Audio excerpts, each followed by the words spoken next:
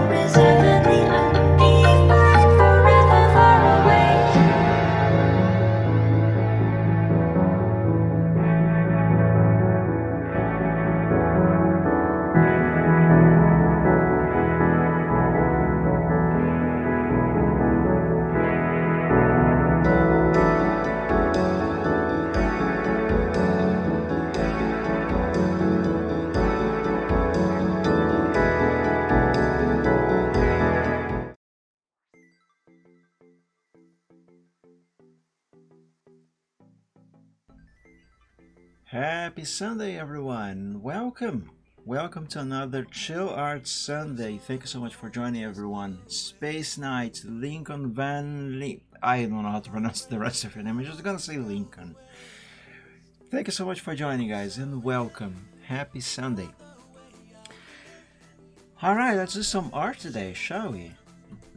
I could not stream last Friday. Then I would try to stream yesterday, but I had a very harsh sandstorm that hit my city on Friday. Knocked down power for about slightly over a day and a half. So yeah, there's that. Let's resume work on that picture that I have been working on for the past few Sundays. I mean the vectorization process, and if I recall correctly, I promise I tune in. Well, thank you so much for keeping the promise. But yeah, you guys are always welcome. So as I was gonna say, if I recall correctly, the next thing that I gotta do in terms of vectorization of the line arts on this picture is draw the creeper. Yeah. So let's get on to that. As soon as CorelDRAW responds again. There we go. Let's just check if the 0.5, that is correct. Admin creeper. Back when I used to be an admin on the Minecraft community years ago, way before Truckers MP, I could, maybe should have used a creeper skin at some point with a suit. That would have been both cliche and interesting, I suppose. Alright, let's begin here. I should probably be using a 3 pixels thickness line for the creeper, just like I did with both the ponies. So let's have an anchor point right in the middle, right here, and another one end over there. I'll have to pointify this end as well as this one here. Jet! ATAC Gaming, everyone, welcome to the stream. Thank you so much for joining. Happy Sunday, everyone. Welcome. What is going on there? What? I beg your pardon? Okay, the chat is extremely excited all of a sudden. In any case, welcome everyone. Thank you for joining. The vectorization process is not something very exciting, but I hopefully... Thank you so much for the follow, Jet. That is very appreciated. As I was saying, this is not very exciting, but hopefully it's going to be entertaining enough. Also, being the creeper the last thing that I need to draw vector lines for, that means that hopefully on today's stream still I will be able to start coloring both characters, well, everything actually. Mudley Mod, thank you so much for the follow. Happy Sunday. Thank you, ATAC. Everyone, thank you so much. That means a lot. Natty Sparky. Wow, that's a lot of follows at once. Thank you so much, guys. Thank you so much, seriously. I even forgot what I was gonna do next year. Thank you for the follow, Lincoln. Thank you so much. Don't forget to smash the follow button, guys. Thank you so much, guys. Patine, thank you so much for the follow as well. I hope the follow you guys are giving me is going to be worth it. So for all of you who are new here, so you know, on Sundays I draw live, like you're going to be seeing today. It is a more chill experience, so I talk more calmly. There's some chill music playing in the background. Ow, I hit something here. It's a more chill experience, but on the sorry. on the weekdays. I play games on Wednesdays and Fridays, so that's a more exciting stream if you guys are not very into chill stuff like this. But in any case, thank you so much, guys. How's your day going? My day is going very well, Jet. Thank you. I almost didn't. Oh my god, my this chair. I almost didn't wake up in time for the stream today because I don't know. I have been sleeping so much lately. To be honest, sleep is awesome. I love sleeping. Mike, what was the bang that played when the countdown was on 8 minutes? There are 3 songs that play on the intro video. I'm trying to remember which one would be playing around 8 minutes. You know, it's easier to find out if I check the file. Let's take a look, because I actually don't remember which song is playing around that time. Let's see, to DeviantArt, Whip, OC, Artstream. Actually, where is the file that plays during the intro? I don't think it's in this folder, to be honest. Now let's go back a few folders, might be in videos. Not here. No, it should be on that folder. Artstream, thumbnail. I'm just not looking correctly. I need to organize this folder a little bit. It's this file. Let me pause the music. It's really quiet actually. Skip to the next one and stop. So let's see, you said around 8 minutes, huh? Let's see. This one? Awaken me. There's no hurry, nowhere to go. Let me stay here in this room, full of secrets, where I can play. I'd be approving if I could stay. In 5 Our talking heads parade This their one. faces every day, showing Okay, so here's way to think and feel. here's the 3 songs I'll play. There's this one here at the start.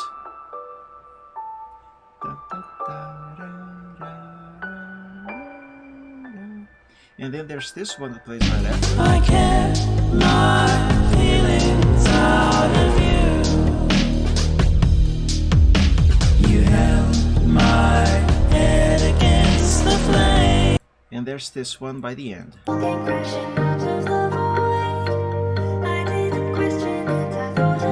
The one at the beginning, so this one.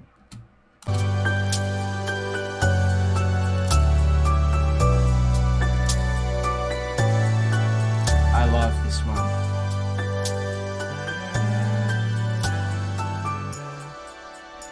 So this one, if I could only remember, let's just open the video project file here. It's going to be easier than me trying to remember their names. They're all in there after all. No, but yeah, there's those 3 songs playing. As soon as this open, okay, I was gonna work on the vectors a little bit while this loads, but I can't. This is blocking. So yeah, there's these 3 songs that play there. One of them, the second one, if I recall correctly, is called. I can't recall actually. The name that comes to mind, to memory, is The Last One Left. No wait, that is what that song is called. The Last One Left. I think I was almost mistaking it for a song called. Oh man, I can't remember the name of that song now. Ah, my memory sucks. VideoPad, could you load a little faster, please?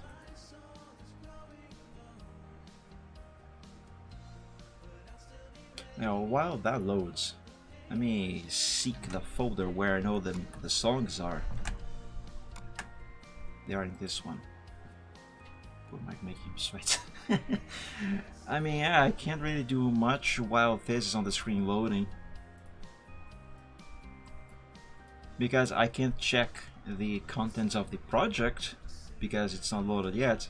Neither can I actually, well, technically I can work on this if I move the canvas to the side. So yeah, no time wasted. Here we go. Problem solved. Alright, so that first line is done. I'm going to do this one first, and then I'm going to pointify the end on here and then here. Song 2, the replacer, last one left. Yes! Replacer is an awesome musician, guys. You have no idea how good his songs are. And yes, that's what is happening here.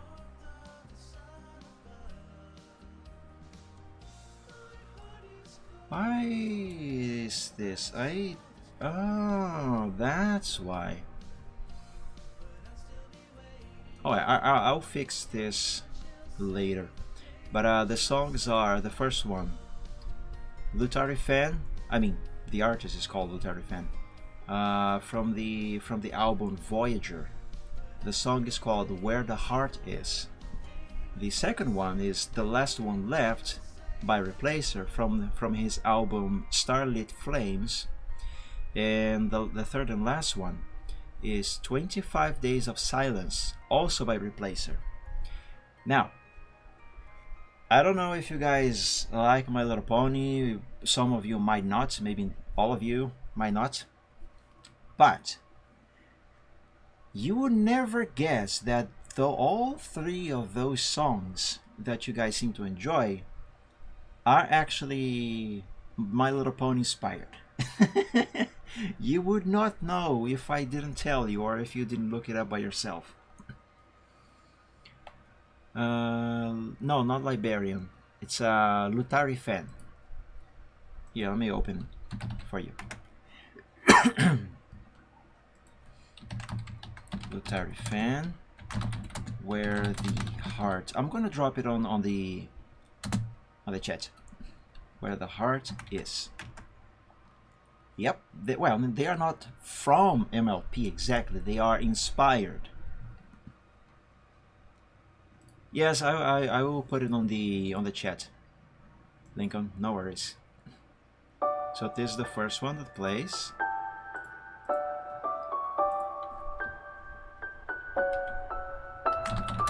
Where the Heart Is.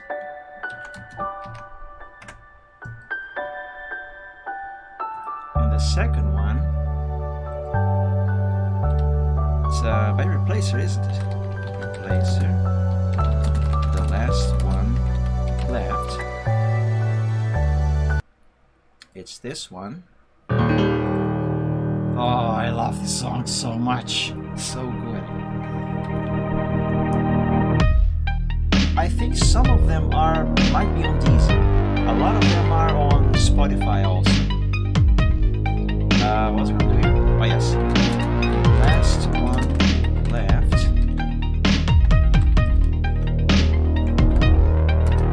So here. The third one is 25 Days of Silence.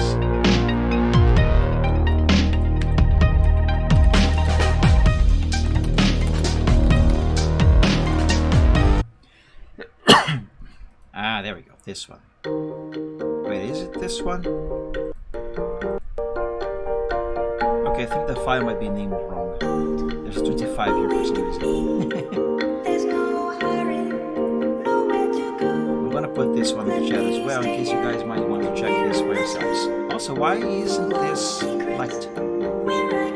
Oh, hang on a second. This is not exactly from Replace's channel. This is a re-upload. No. We need the original. We need the original from his channel. There we go. That's the one. No wonder I didn't have a like on the thing. Days of Silence.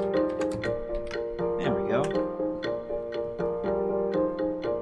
So yeah, like I said, you guys would probably not know that these songs are inspired by My Little Pony if I didn't tell you, or if you didn't see for look for yourselves. They are. That just goes to prove how good the songs that I listen, I dare say, how good they are.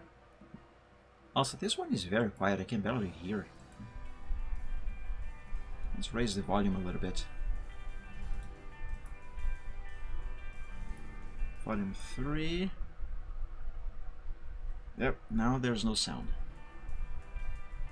4, yeah, there we go. 4 should be fine. That's why you get a lot of furry comments. Oh my god. I'll say no, because contrary to what some people believe, bronies are not furries. There are furries who are bronies, but the two are not the same thing. They are not interchangeable.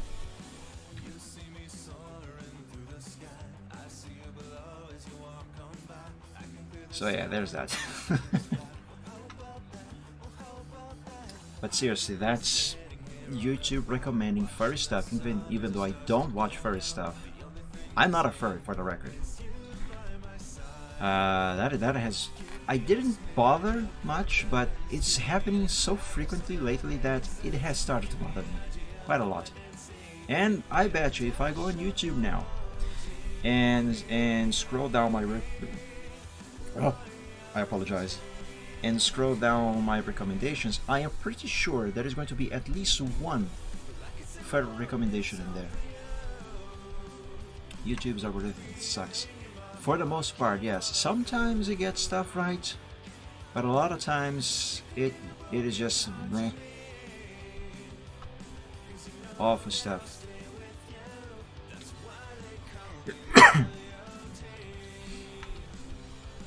Alright, so now that I have the basic for this line, let's adjust this.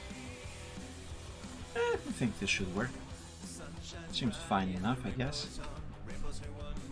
Now, obviously, this is not a square creeper, as they are supposed to be.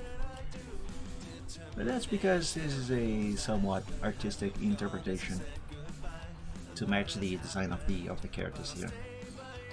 Let's pointify these two lines before I move on, and then we can move on. Now, for those of you who might be new to the stream and have no idea what the hell I am talking about when I say pointify a line or pointification process, that sort of stuff, it's basically this. So you'll see how both of these lines, they end on a flat, like here and here.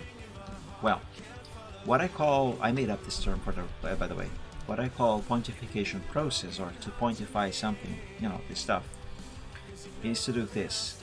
See how this line here, this jawline for example, it ends on a very pointy end, like this? That is what I call pointify. This line here originally ended on a flat, just like those two that I have shown you. So what I call pointification is to make the line end on a point, on a sharp end like this, instead of just a flat. And the way I do that is by basically drawing a triangle over the end of the line. So I changed this one to blue for contrast so I can see what I'm doing. So let's start making that triangle. Let's put an anchor point there, another one here, and there. Change this thickness to hairline. I almost pressed delete instead of F10. Convert everything to curves, and now let's curve this triangle so it matches the blue line. And the way this works is I make this triangle look like it actually belongs to the original blue line.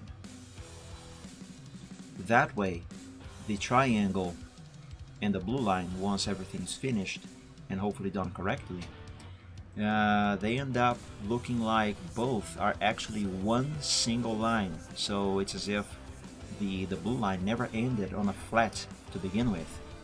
It's as if it always ended on this sharp end. And that is what I call pointify or pointification. That sort of stuff. And yes, I did make up that term.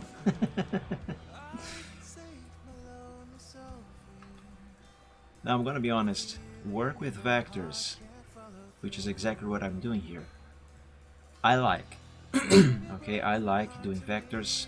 The end result for when I am working with a picture on Photoshop is, I'm not gonna say magnificent, but it does yield amazing results that make my job on Photoshop much more easy.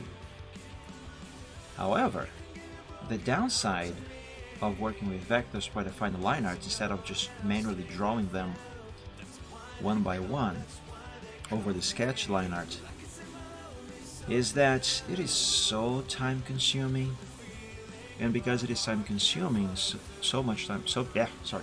time consuming like this, it is a bit boring for me anyway, because I have to zoom out and in so many times, adjust lines here and there all the time. Still though, it's certainly still a better choice than having to always redraw the same line over and over and over because I can't get it right. Yes, like this. I'm glad that you like it, Lincoln.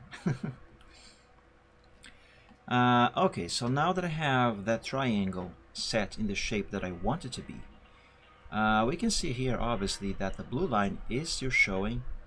It still ends on a flat here, so we have to remove this part of the blue line. So what I'm going to do here is I have the blue line selected. Let's zoom in on this area, and I don't see any of the blue line poking out on this side. I don't see it on this side either. So let's add an anchor point right here and delete this one and this one. Alright, that seems to be fine. Let's make the blue line black again, and there we go. Now both of those look like they are one. And this, my friends, is the pointification process. Turn a flat end into a pointy sharp end like this. After all, this is supposed to be a somewhat cartoony style, so makes sense. I could leave it like this, but I don't like it. Alright, let's pointify this end as well, and then draw the other lines. Now hopefully I am going to be starting the at least starting the coloring process on Photoshop on today's stream still, because that is my favorite, well, one of my favorite parts of doing art, at least the way I do it. Actually, I think my #1 favorite thing to do is either shading or coloring. I'm gonna say shading as the #1, and the second one would be coloring, and third and last is doing the line arts with vectors. Not because I don't like doing them, it's just because it's so time consuming. Actually, I have not played much of any game lately, Space Knight. Well, I say that, but that is technically a lie. I have been playing quite a bunch of Phasmophobia in the past few days, but that's been about that actually. Most of my gaming lately has been for the Wednesday and Friday streams. I haven't really been playing much outside of those days. Okay, now this is almost correct. The problem with this triangle here is that, although subtle, if you pay attention you can see that we have this side over here, it is too flat. I need it to be a little more curved. Well, that kind of helped.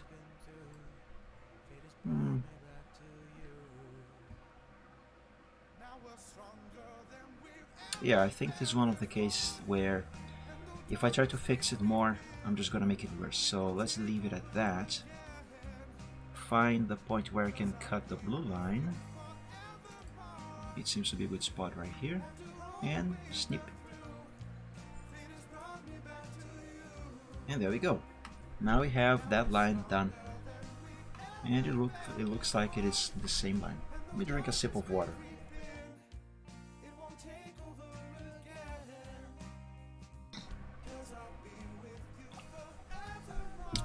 Refreshing. Right, let's see. What is the next part I should draw for this creeper? I think the legs. I will have to do the body, so these 3 legs here on the same layer, and the leg that is back there, I'm gonna have that one be on a separate layer, because that is gonna make it a little easier to shade when I'm yeah, my god, I can't English today. When I shade on Photoshop. So let's begin with this one here.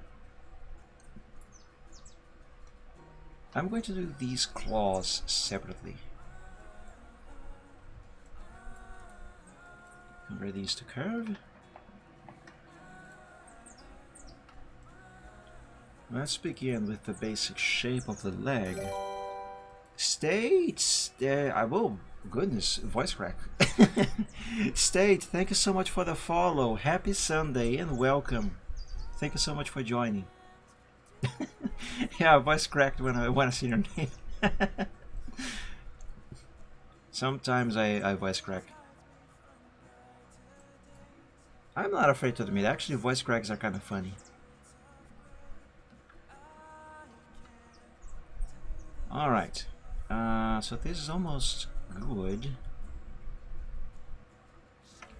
Let's adjust this here so we don't have this gap. Otherwise I'm going to have to patch that. I don't really want to do that. There we go. See, although use vector lines to draw the final line art, the actual line art that I will use to color the picture when I move everything to Photoshop. Although it is time consuming, it does offer me a lot of advantages over having to manually draw freehand every single one of these lines by hand. Because this line here, for example, you saw how I had to move this over here to adjust where this line meets that other line. If I had manually hand drawn, freehanded, let's say, with a pen, if I had manually drawn this line with a pen, freehand, if I had gotten this part wrong, like I initially did, I would have to erase the entire line and draw it again. And if I got it wrong again, then I would have to erase it again and do it again and again and again and again until I got it right. So one of the advantages of using vectors, despite the time they take to be made, is that I can draw the line only once, and then if I need to do any sort of fixes, all I gotta do is move some anchor points around, and that's it. It's a lot easier to get stuff done this way. It takes time, but it does help a lot with saving time overall. Gigo, welcome to the stream. Good afternoon actually. Thank you so much for joining. Happy Sunday. How are you doing? I forgot to ask, guys, I apologize. How are you all doing? I hope you all are doing very well on this fine Sunday. Should I curve this here up a little bit? Yeah, I suppose so. I'm gonna leave this line like this for now, even though it is not actually correct, because the adjustments I'm gonna have to do here might kind of interfere somewhat with the line art for the other claws. So, like I always say, basics first. Let's draw the other ones first and then bother with the repairs. Almost good night for me. It is that late, huh? Pianist Dragon, hello there. Happy Sunday. Thank you so much for joining. Always nice to see you here. I'm Gucci. Is a head to Cardiff? ETSU. Alright, I'm gonna play that ad that Lincoln has redeemed, and I'm gonna sip my water, as Pianist has also redeemed.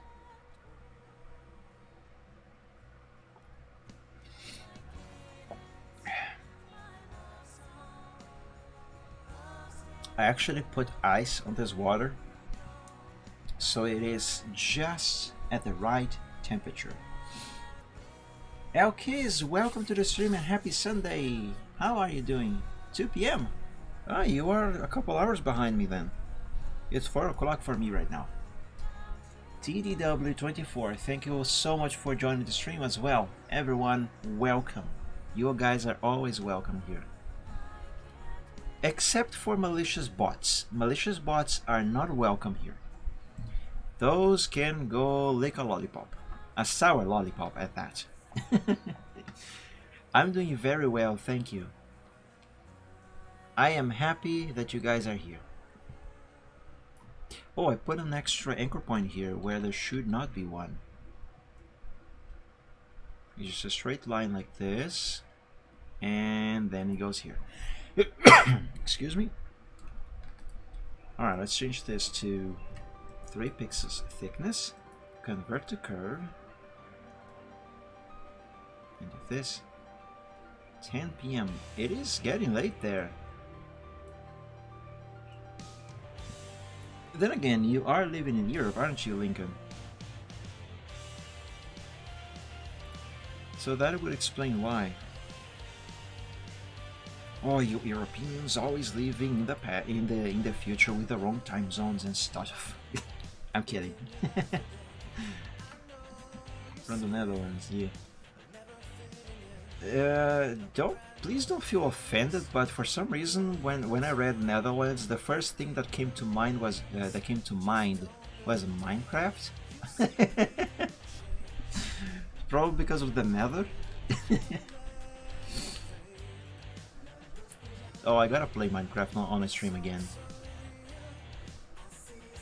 Actually, there's one thing that I have been meaning to do on a stream. Well, not meaning to do on a stream, but I have been thinking about maybe doing on a stream.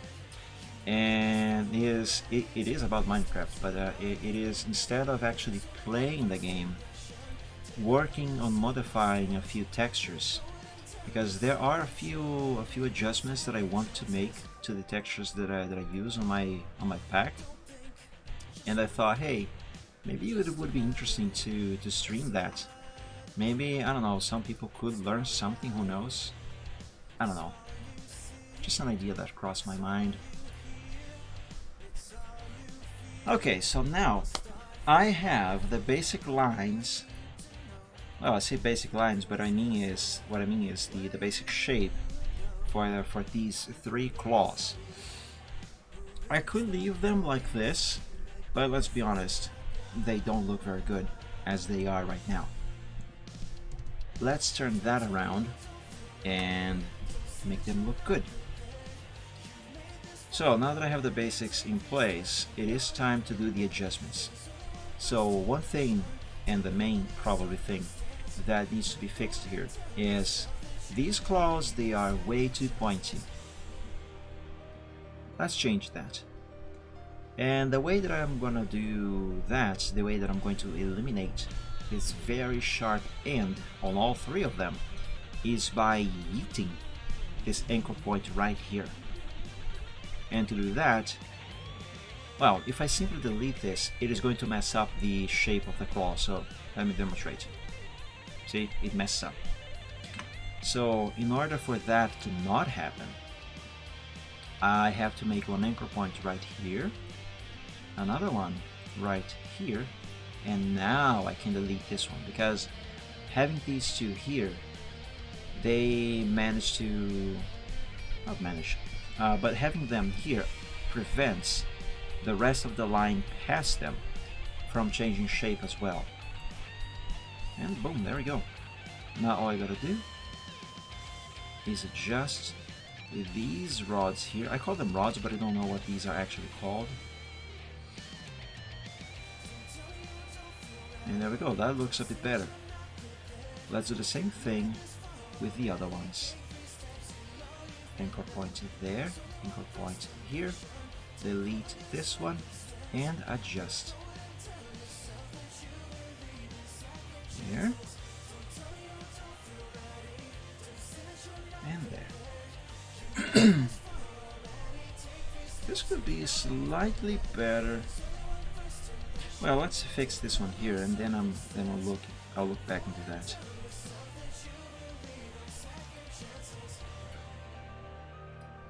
But yeah, there's a few things that I want to adjust on my textures on Minecraft. So I thought I had that idea. I don't know, maybe it might be interesting. It is something that I still have to consider. Alright, now let's improve the shape of this claw. Of these claws, I should say.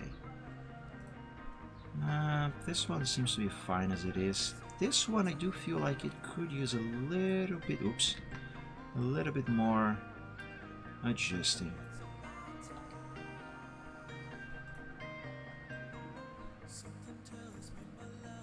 Now, I'm not a modder, but I have been messing around with modifying textures on Minecraft quite a lot lately. As a matter of fact, I actually fixed, quote-unquote, the title screen for the Java version of the game as well as the Bedrock version of the game. If you guys are curious what the heck I'm talking about, because I'm not really going to explain what I did to, quote-unquote, fix them, but if you guys are curious, I can show you. But some people might want to put me on a cross for what I did. But I have no regrets. In any case, let's go back to this here. Let's bring this line down here. Now this here could be curved a little bit more. Let's bring this anchor point up and curve this here very slightly like that. And yeah, there we go. Looks much better. Maybe it's still a little too round. Maybe this could be a little less round. Let me experiment.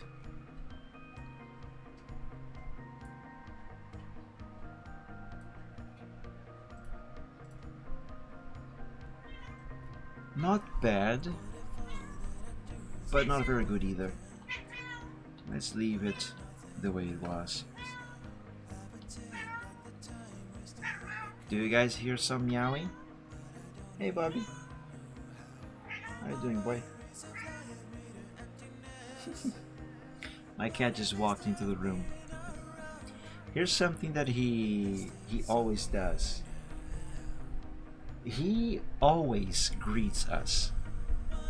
When he walks into the room, or if we arrive home and he is around, he walks up to you, he meows. He won't stop meowing until you acknowledge his presence and preferably, you pet him. Pois, I have no idea what you just wrote there, Lincoln. But yeah, when you acknowledge his presence and preferably give him a pet, he then stops meowing, he stops seeking attention, and he just lays on the floor nearby and keeps company. He's so cute.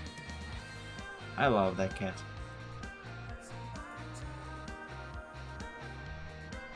He's distracting me from the art, guys. I can't stop looking at him. Anyway, okay, so I think I'm done with those claws. Show pet on stream, yes. I don't have a camera, Lincoln, I'm sorry. Maybe someday I might even have a camera for face cam, but I'm too ugly. But if I had a camera, I would point at the cat. Both of them are actually together right there right now. Oh, they are adorable. I don't have a camera to film them and show you guys right now, but I do have pictures on my phone.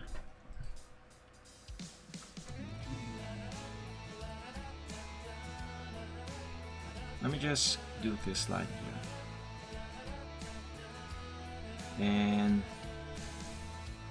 I could show you a recent picture of them, if you guys would like to.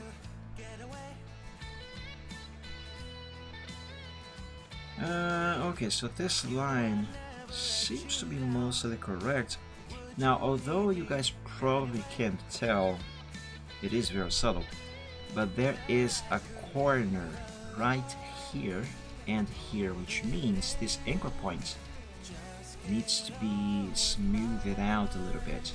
So let's move this. There we go. Nope, not yet. You don't see a picture? Alright. Let me grab my USB cable here to plug the phone, because I don't have these pictures on the PC. There we go. Now I hope this port here is going to work for the phone. Put that there.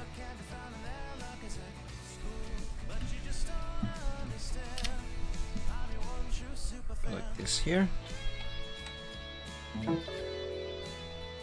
Let's see, Android system,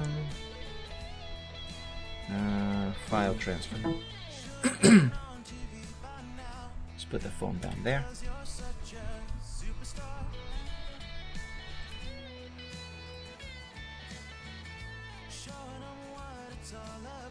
Where's the phone? There it is. Let's see, camera. I have a lot of photos of this thing. I have to unload them at some point.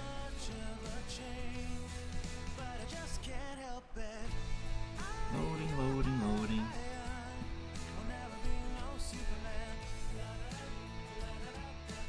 That should be all.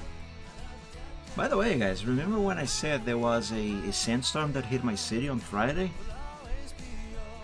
Here's a photo of what the sky looked like. It was kind of spooky. It caused so many damages all over the city. No kidding. Actually, just on the next block to my house, a tree fell on a few cars and the power lines, which is the reason why I had no power on Friday and Saturday. I took a picture. There's a tree, and there's the cars. Rip the cars. Anyway, the cat. I mean, the cats. Oh, here's one. There's the little beautiful boy here, the little handsome boy. That's little Tiger, who's right there with Bobby right now.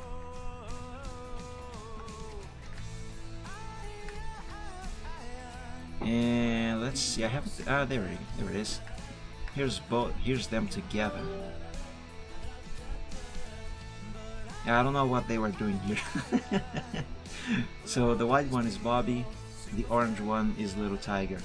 I'm not the one who named him. I know the name is a bit cliche considering his fur color. And here's just. No, it's not just Bobby. It's both of them. Oh, look at that face. I love him. So yeah, this is Bobby. This is the one who always greets us when he arrives, and the one who asks for a pet, or at least acknowledgement that he's there. I think I have one picture of just him and his face being cute. Let me see if I can find that one, with looking just at the thumbnails. And then oh, by the way, here's the car that I am working so hard to have restored. This picture was from before it was repainted, so it is missing a lot of parts because they were taken away so the car could be repainted. This car, by the way, is ready to come back home. It has been repainted. There's still a lot of stuff to do, mainly on the interior side, but it is actually ready to come back home. I got a few pictures from the paint shop. Yes, they are very lovely cats, Pianist. They are. Let me find just at least one more picture.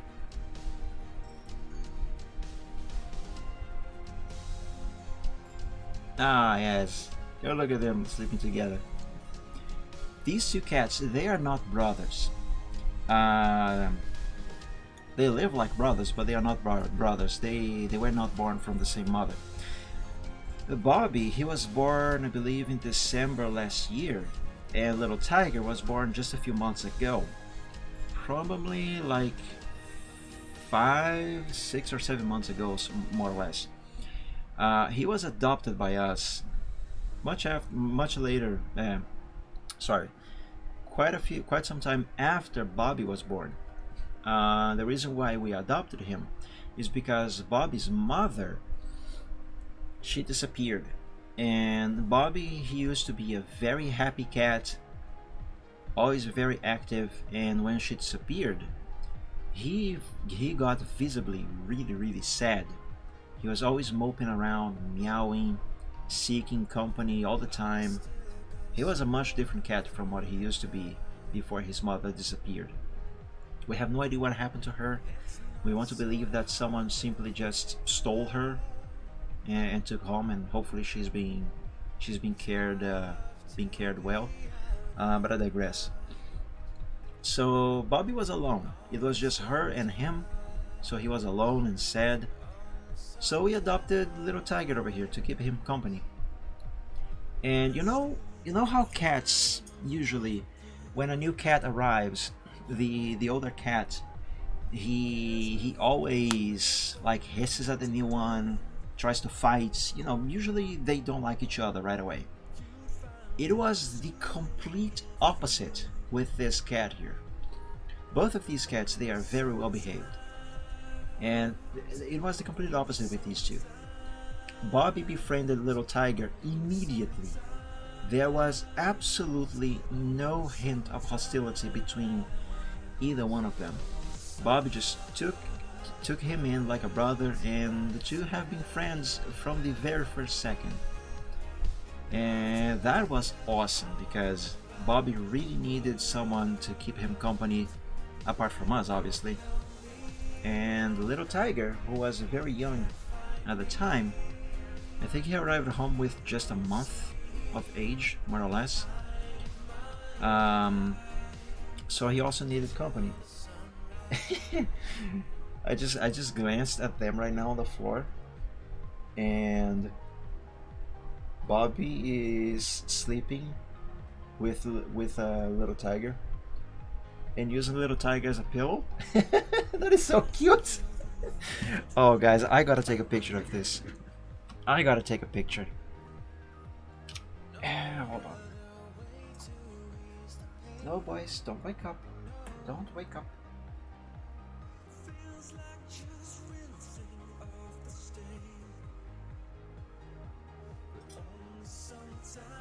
There we go. Let's see if that is here now.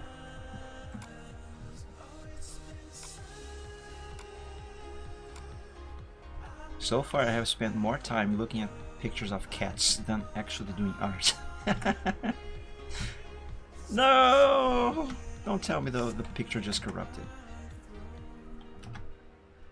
Oh, maybe I have to re-plug the phone? Oh wait. Shouldn't have to.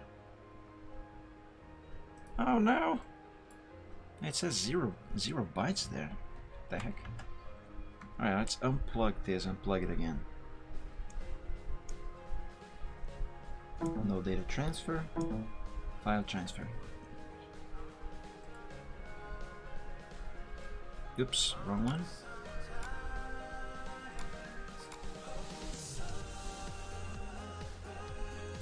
Right, well that loads.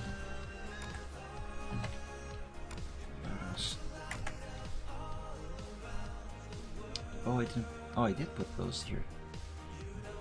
So I mentioned that the car that I have been struggling to restore is about ready to come back home. And here's a picture, a couple pictures that I received the other day from the paint shop. It is ready. It looks like new. I will have to buy new lenses for these things at the front. The original ones, someone lost them. The headlights we need replacing because these two, although they work, they are kind of weak. It's gonna need a spare tire because it's missing one. The interior needs to be completely restored. The seats are looking terrible. The engine is working perfectly well. That's the engine bay. It has been repainted also. Yeah, actually, I think the only things that need to be done with this car is restoring the interior. As you can probably tell, this seat here, for example, look how the thing is. It's all nasty. But yeah, this is an older picture before we restarted the restoration. But anyway, the picture I just took of the cat. Oh yes, there we go. I just needed to replug the phone. That's them right now.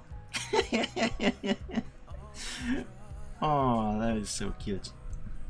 I have a thing for cute, and I love cats. I can't help but smile, actually literally grin, when I see stuff like this. But alright, enough of this. Let me unplug the phone, and let's go back to drawing a creeper. Let me just take this cable out of here. I want to finish this picture as soon as possible. For two reasons. One, I simply like when I finish something. And two, as I have mentioned on a past stream, I want to try my hand at your character here commissions. And I want to use this one as the first one for that. I have no idea if anyone will want to buy this, but with this I'm gonna try.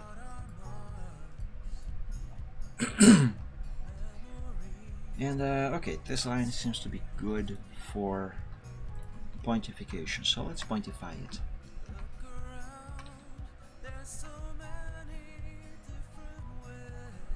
Let's begin with an anchor point right here. Go there, there, and back. Hairline thickness, convert to curve, and let's give this its shape.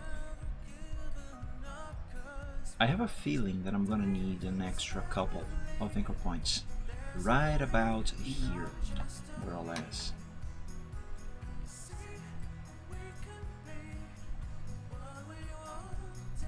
Okay, I need to have the black line match the blue line as much as possible.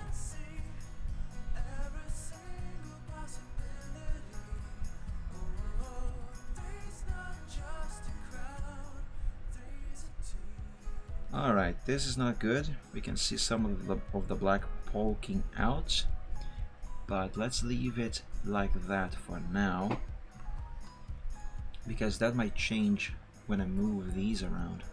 Yeah, there, see? It changed. And that is actually going to require a few more adjustments. Same thing for this one.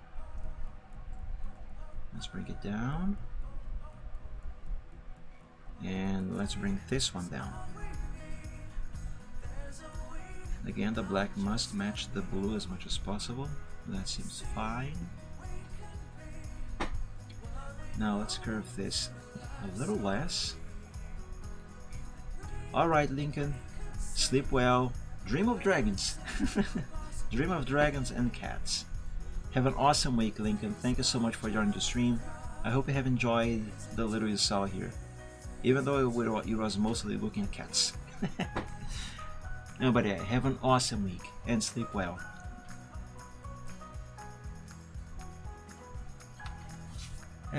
I think this here is good as it is. Yeah. Let's cut the blue line. Oh, actually, There's an anchor point, exactly what I need it to be.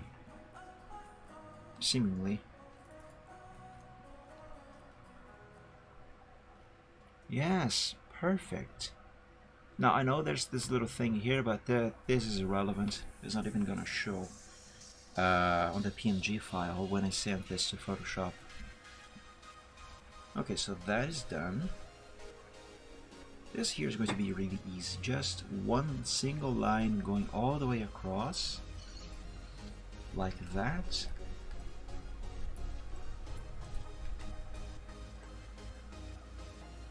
There we go.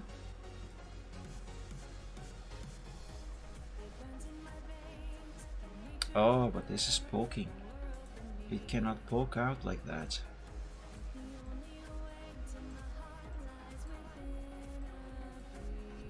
Okay, this is better. The problem now, however, is that we have a little gap right here. Very little. I can't really make this line any thinner to mitigate this gap, so what I'm going to do instead is patch it. Like, I'm going to literally put a patch here. Just draw a line. Let's change this to red so I can see it. And curve it in a way that it looks like it is the same line as the blue one.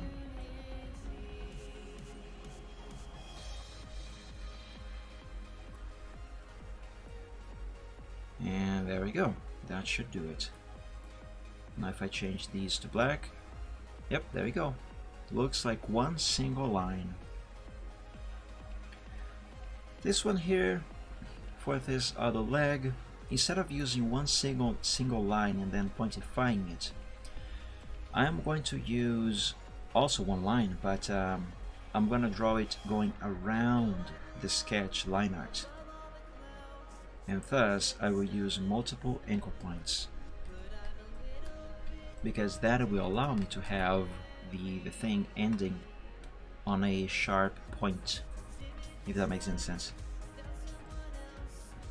All I gotta do, however, is make sure that this looks like it is actually one single line that has been pointified.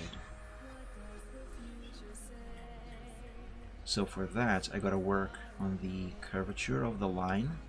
It must look correct, as well as make it seem to have the same thickness as the other lines.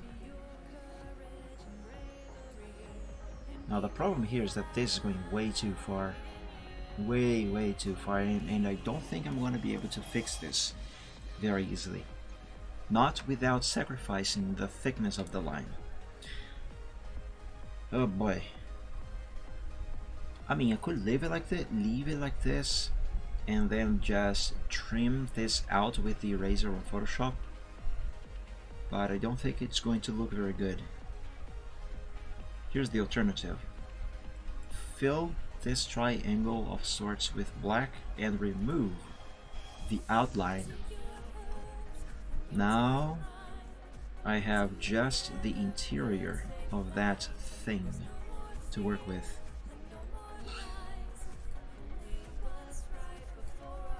And this should make things a lot easier. Yeah, see? Much better. Curve that. Curve this. What did I do here? Oh, I thought I had moved the anchor point. I didn't. There we go. Let's change this to red so I can see. Yep, there we go. So I could see if that would happen.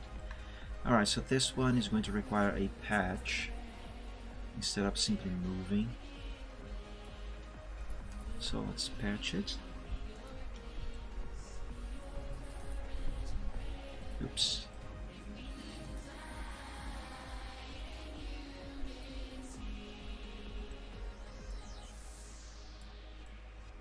Let's put this there.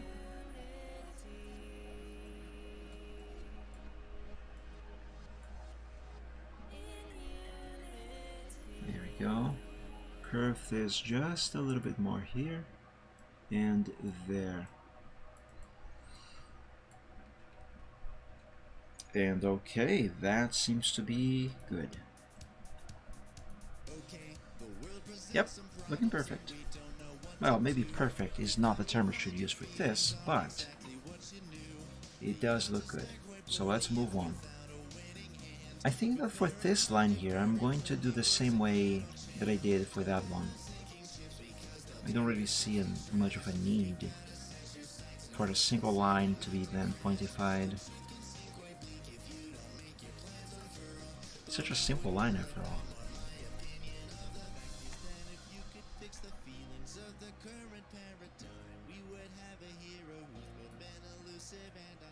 I should probably check on the...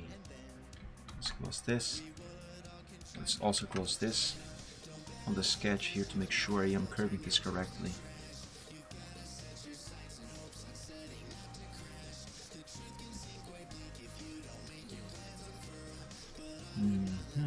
I think I am. Yeah, for the most part I seem to be. Let's go ahead, however, and work with just the interior of that.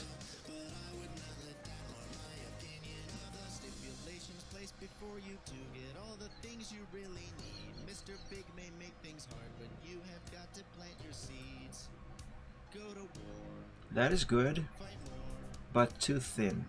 It needs to be thicker.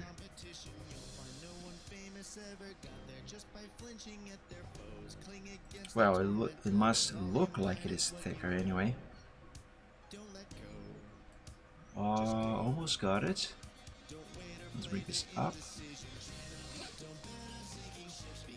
That's still not thick enough.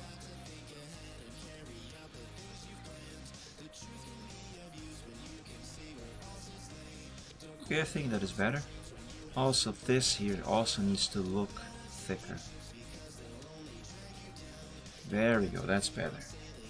Alright, let's draw these claws here.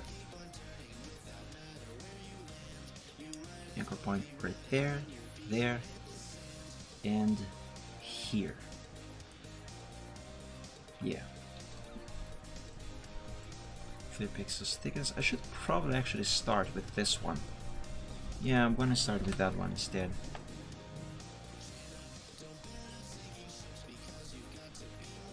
Because I can start with this one, starting with this one, I can draw it completely, and then for the line art of the others, I will already have a point of reference to get started with their anchor points.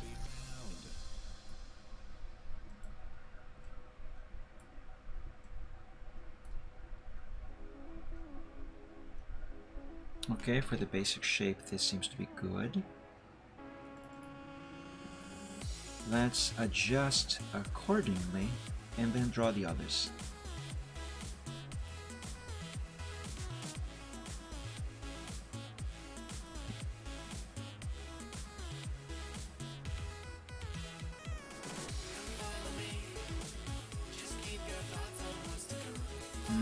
That looks good.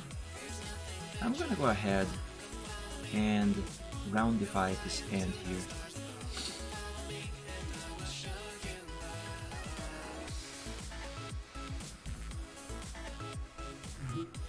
That seems good. Very well. Now I can draw the other claws. And let's get started on this one with that there. And this here is why I wanted to draw this one first. See when the line that I am dragging around here, it snaps to a thing, and we can see a thing written there, either edge or midpoint. What is going on there is that the line is actually, let's see, these, what's this called? This traced line, when I select the line art itself, what happens is this anchor point is snapping this line going on here. That ensures me that no part of this line art is actually going to poke out of this one, if that makes any sense to you. Probably not. Just trust me on this one, it works. Let's put an anchor point there. One there, because I'm pretty sure I'm gonna need them. Curve this up a bit, and this one down. Is that right? No, it is not. This claw actually curves like this. And so does this one, in fact. So what I did here is wrong. Ah, frick. Let's make an anchor point there. And remove this one.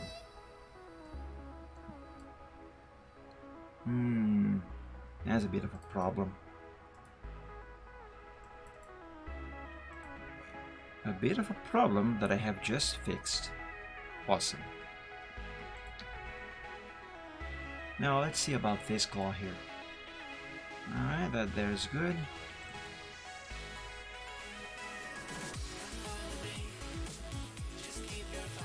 And this one is also good, just needs a little bit of adjusting. Oops. And voila!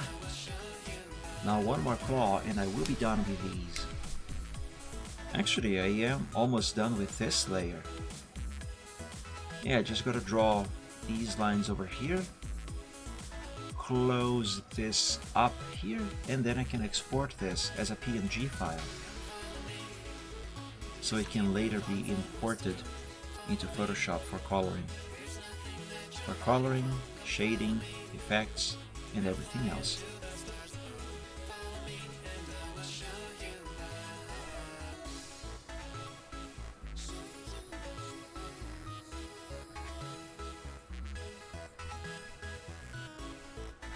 And this one also curves down all the way like that. Very well.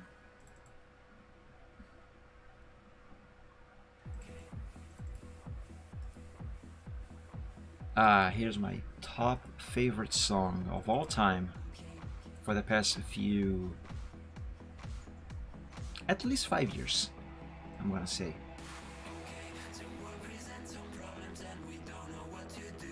Such positive lyrics. I'm gonna be quiet for a moment. Let's pay attention to the lyrics of the song. Trust me. I'm even gonna raise the volume a bit.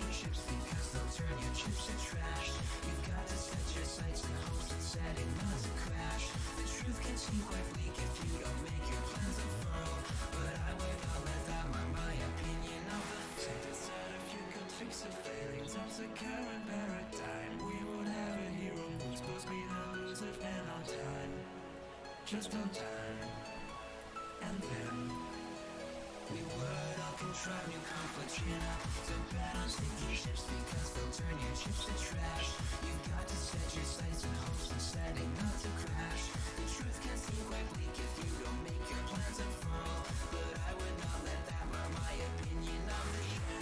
To bet on sinking ships because they'll turn your chips to trash. You've got to set your sights and hopes on setting not to crash.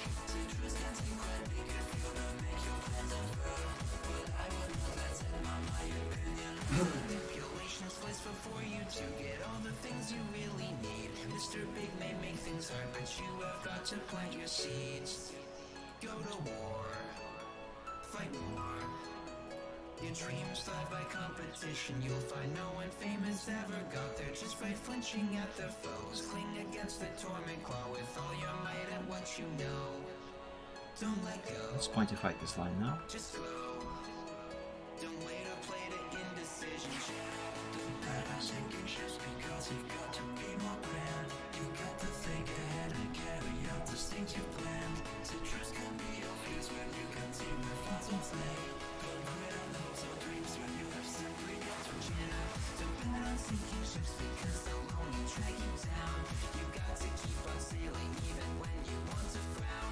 The world will keep on turning without matter where you land. You might as well be running when your feet should hit the sand. Yeah, not only this song has an awesome beat and instrumentals, but the lyrics are also very, very cool. They're very positive.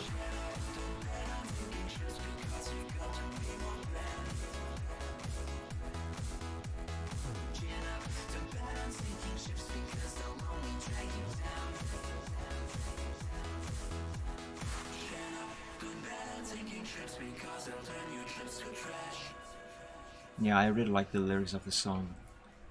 Don't bet on sinking ships because they'll turn your chips to trash. Chin up. Don't bet on sinking ships because they'll turn your chips to trash. You've got to set your sights and hopes in setting not to crash. The truth might seem quite bleak if you don't make your plans unfurl. You might as well be running when your feet should hit the sand.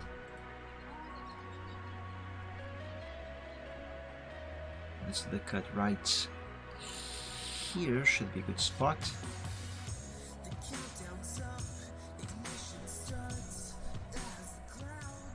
And make the blue black. Perfect. I haven't saved in a while, let's save. There we go. Always remember to save your progress frequently. Whatever you are doing, always save it frequently. I still feel like this is still kind of thin, but I'm not gonna bother changing the thickness of that line any longer. Don't really think it's actually necessary.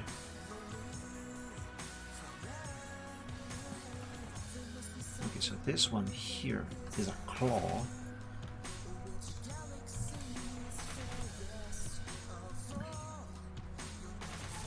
I don't think I'm gonna need to pointify anything for this last leg. Oh no, I will.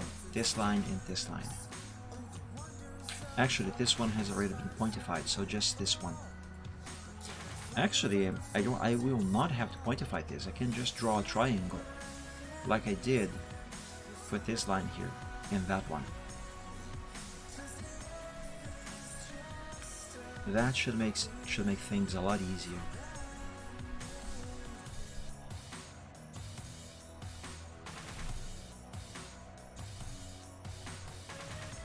And okay, that there seems fine.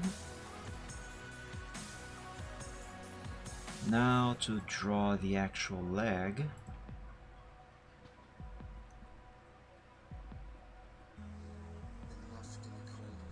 Oh my goodness, there we go. I was gonna say, stop snapping to stuff you're not supposed to snap to.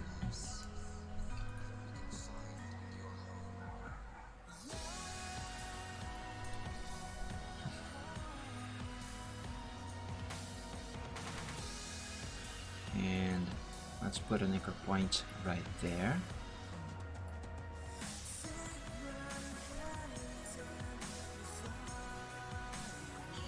I am actually almost done with this, finally.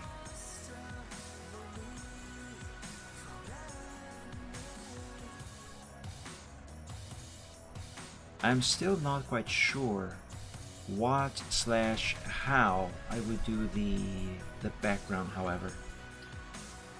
Because since the idea of this picture, the idea of the scene, is that these characters are actually in Minecraft, mining underground, I would have to draw a Minecraft cave.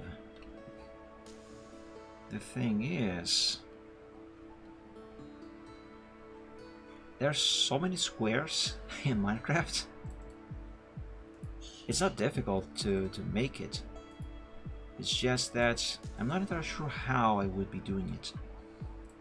Also, even if I actually want to draw a bunch of squares everywhere, after all, both the characters and the creeper, their bodies are rounded, like they would be, you know, because they're actually living creatures. But what I'm trying to say is that they are not drawn in the style of Minecraft. So have the background be a bunch of blocks could be a bit, not exactly jarring, but definitely would be a bit of a clash of styles.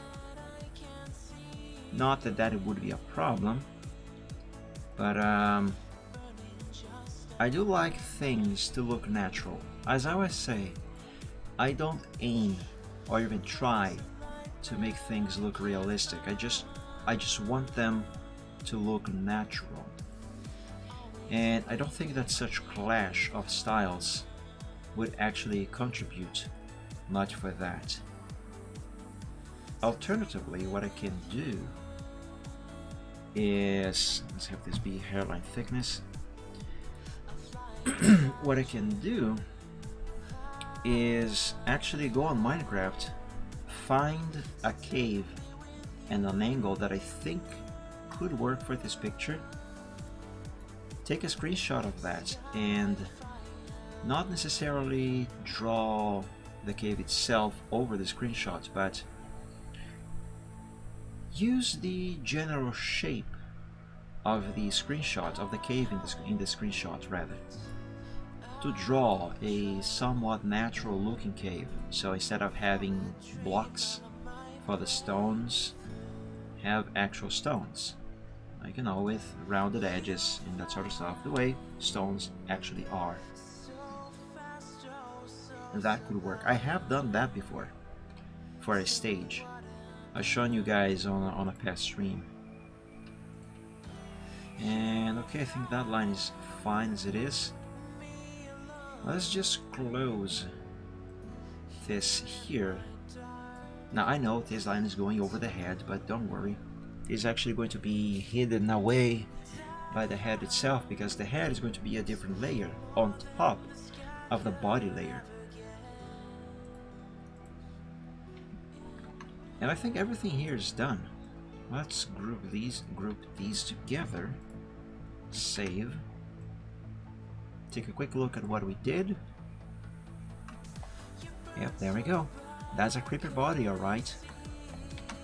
Now let's export this as a PNG file.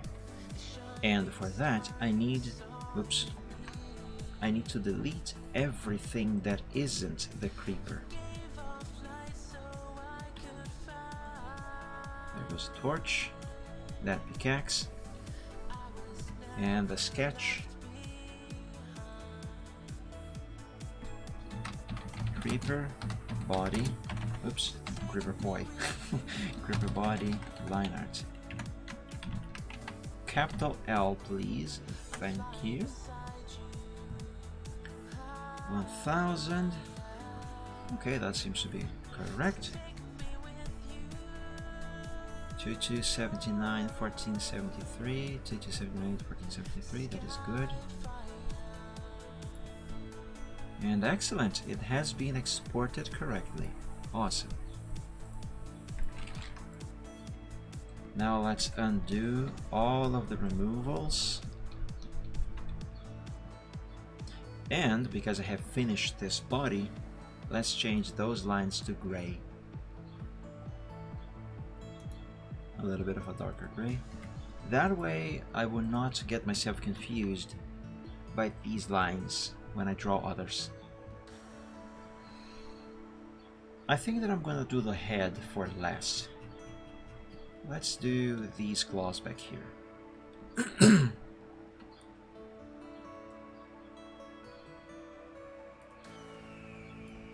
I'm going to start with this one actually.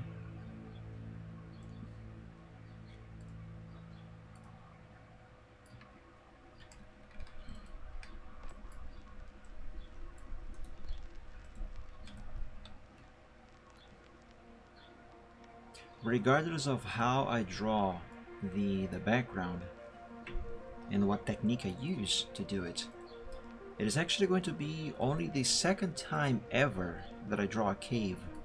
Oops. So that should be fun. You know, I actually do enjoy drawing backgrounds. They are fun. My favorite theme, and you can actually tell if you look at my pictures on DeviantArt, you will find this across most of them. But I think my favorite theme for backgrounds is always a forest.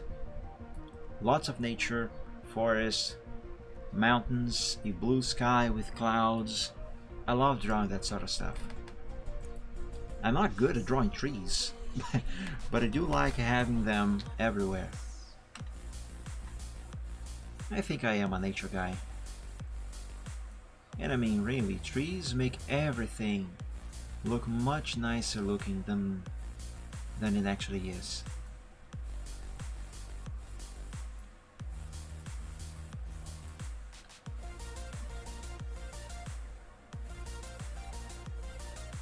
And besides, they are really good for the environment. Okay, so this line right here is going past the blue line a little bit. That is not supposed to happen. So let's make an anchor point here and move this down just enough. There we go, that should be enough.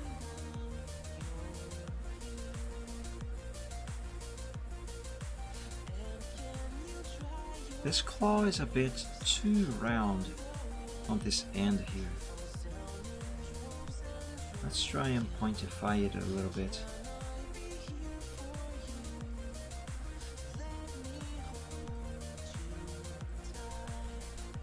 Another nice thing about using vectors for drawing the line arts. You know how I said earlier about having to draw the line manually and then having to draw it several times over and over until I get the line right? Well, I need to fix this. If I had drawn this manually, freehanded this with a pen, I would have to erase the whole thing to draw it again until I got it right. Like this part here, for example, you can see it is kind of twisted. That needs fixing. So to fix this, if I had drawn by hand with a line, I would have to erase all of this and draw it again. But because I am using vector lines, all I need to do is actually just move some things around and voila, it's fixed. Much easier than having to redraw the whole thing over and over again. I just need to get this here done correctly though. It is not quite right. There we go, that's much better. So yeah, although vector lines are time consuming, but they do offer advantages over just manually drawing the lines again. Which is something that I used to do.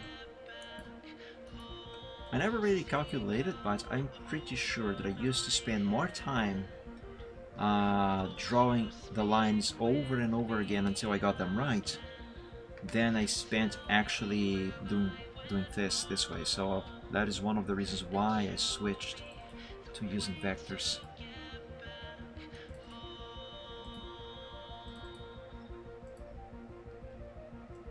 Besides, it's far less frustrating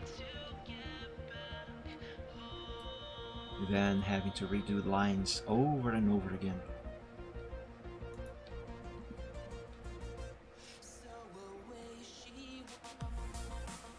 And okay, this seems to be good. Let's just do this here for a little bit of improvement on this section. And there we go. Now this whole paw here slash leg is not visible, so I'm just gonna draw a stub like that.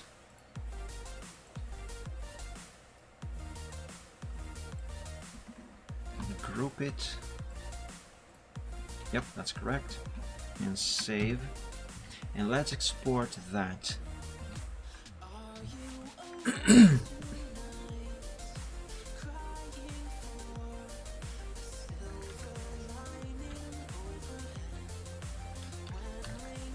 we go, now we have just that leg.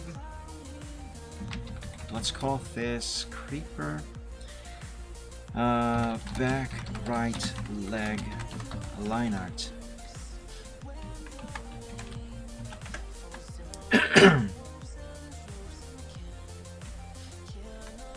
Let's check it. Excellent. It looks kind of derpy, but that should not be a problem because most of this is actually going to be obscured by the layer of the body, which is this gray thing here.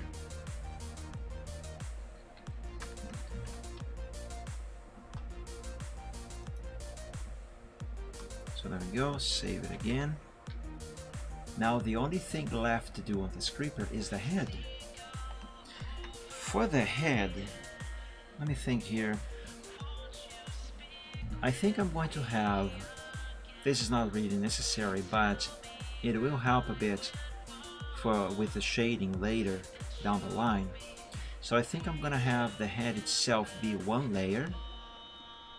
The teeth are going to be another. The tongue is going to be another layer. And the interior of the mouth is also going to be another layer. And I know this sounds unnecessary, but believe me, when it comes time to shade everything, it is definitely going to make it a little bit easier. Well, not necessarily easier, but it will give me a few advantages. It will make more sense when I get to it, and you actually see what I am talking about. Let's begin this head with the basic shape. As I usually say, always begin with the basics and move on from there. This can be a bit better.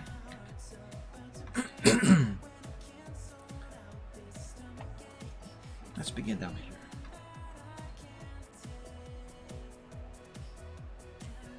Alright, let's leave that like so. Let's curve this like that.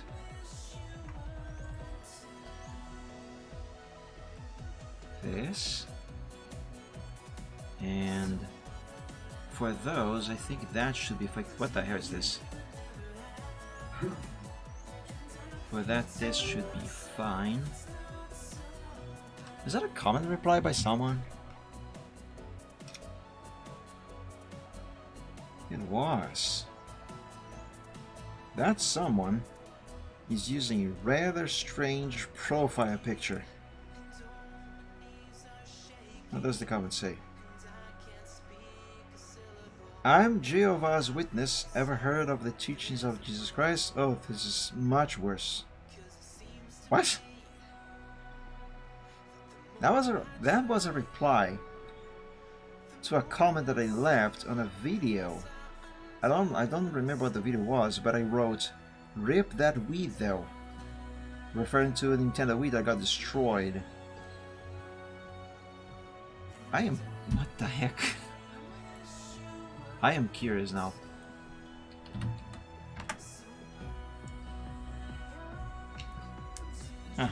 F5.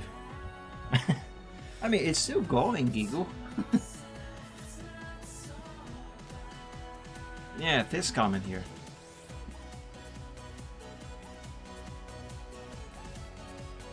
What even? What is this video? This sketch is sponsored by Surfshark VPN. No. Sorry, are you a vampire? Here you go. Oh, I remember now. Oh no. the VPN like all. So if you want to do what? This is a funny video. I'm not gonna play it because I don't know if it has copyrights. But in the case, if you guys are curious, this is a very funny video. Check Tom Sky's channel and look for "Let Me In." It's a funny one. I just don't get this here though. Whatever. I don't get it. Let's get back to this. Alright, now it's time to fix these corners here, here, here, and there. Now I can just move these rods around to make this line round. Blooming Lotus, welcome to the stream. Happy Sunday. Thank you so much for joining. You want me to meow? Alright, I'm gonna meow. My throat is not doing very well though. So for you guys who are new here, Blooming Lotus just redeemed dragons are giant lizards with cat software for 1000 dragon tokens. And that means that I have to meow a few times. Oh god, my throat is really doing badly.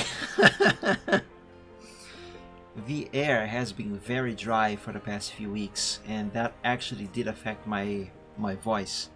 For the very first time in years, actually. Oh, is that what it means? Yes, it is, pianist. Usually I do some semi-realistic meows. Roar. Hi, Bloomy. So usually I do some semi-realistic meows, but my voice is not doing well enough for those. I'm gonna try one. Let's see how poorly that goes. Oh yeah. Very poorly. So I'm just gonna have to go. Let's do a cat who has been smoking for 5 years. Meow. Meow. Meow. Meow. Oh yeah, my voice is really not doing very well. Meow. Good God. Oh, I hope my voice improves for the next few weeks. I hope it does. Hopefully it should, because it has been raining for the past few days, so the air has been a little more humid. My voice is actually doing better than it was like last week, for example. If you guys have watched any streams last week, for example, you might remember how often I was clearing my throat. And that was because my voice was really doing very bad. Oh no, Gigo, you want me to say something good about Calais-Duisburg? I kid you not, it is actually difficult for me to find good things to talk about that place. I think one good thing that I can say about that road, that region in general, is that it has not been bothering me very much lately, if I'm honest with you. But probably not for the reasons you might be thinking. No, it hasn't been bothering me because, and this is a good thing, because I haven't been to that place in a while. It looks like a nice road. Just take the players away from it. Actually, I used to enjoy that road space. Same thing with effing Kirkness.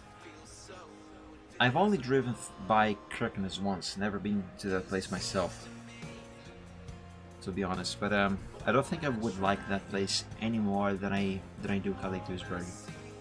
Which is not to say that I like Calais-Duisburg. I hate that place. But I digress. Actually, I used to enjoy that area. Not the area itself, because I'm not one of those people who just drives back and forth between Calais and Duisburg for no reason, no actual purpose, does it just because. No, actually, my headquarters used to be in Dortmund. When I bought Euro Truck Simulator in 2013, I originally started in London, But a couple updates later, SCS added the option to move your headquarters to a different city. So I moved to Dortmund. This was roughly around early 2014, just either shortly before Truckers MP was born or shortly after, I can't remember. So I moved to Dortmund, and I have been situated there ever since, until last year anyway. Most who use that road have 2 save games, one at Calais. Yeah, I don't see the logic in that. But in any case, so I have my headquarters in Dortmund. So every time that I needed to take a cargo to the UK, for example, even from Dortmund, my GPS would automatically route me. Would automatically route me through, not through not through Duisburg, but it would route me. It would have me go next to. There's no logic. I know. I'm trying to hold myself back from actually talking about that, because if I start talking about that, this is going to cease being called the Chill Art Sunday, and it's gonna become the Rent Art Sunday. But I digress.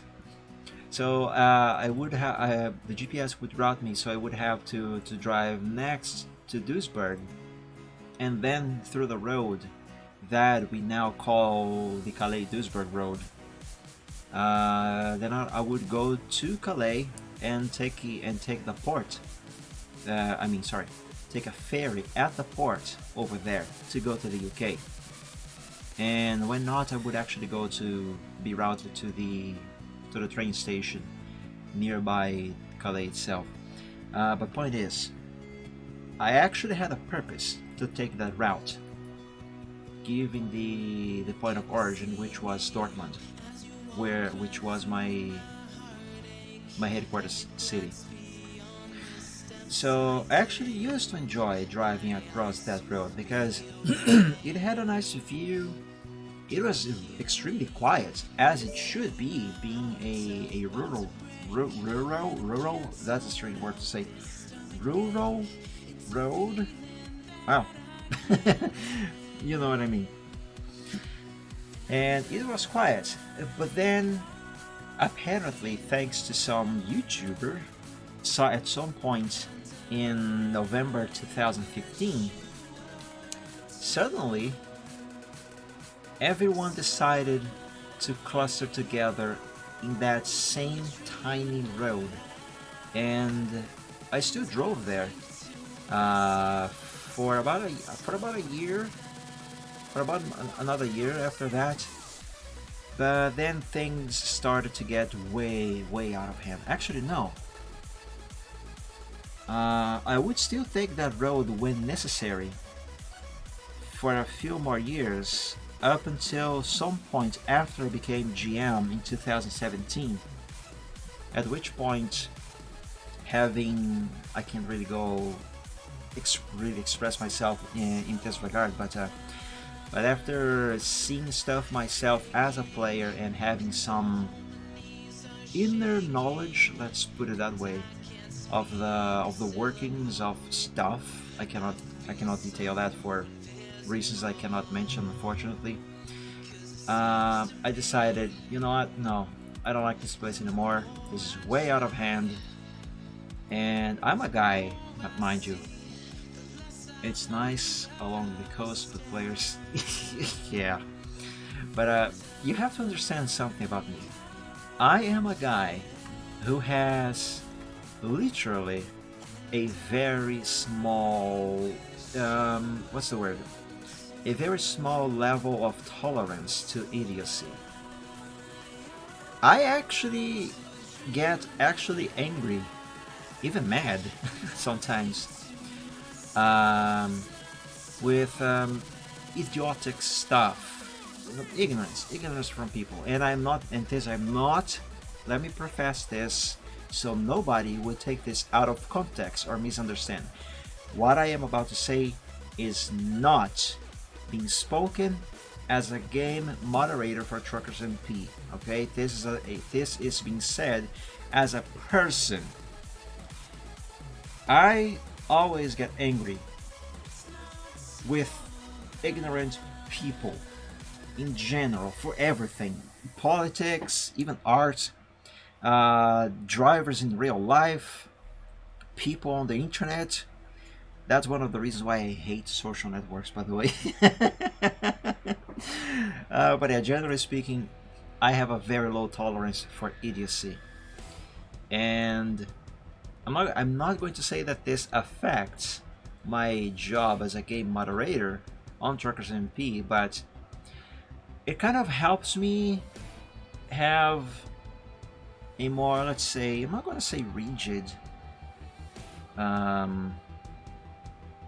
behavior, because that's not what happens. I do the stuff by the rules. It's just that I don't know how to express what I have in mind. The point is, I don't see reason for people to be driving back and forth Calais and Duisburg only for the sake of just being in that area, because they don't have actual reason to be there. And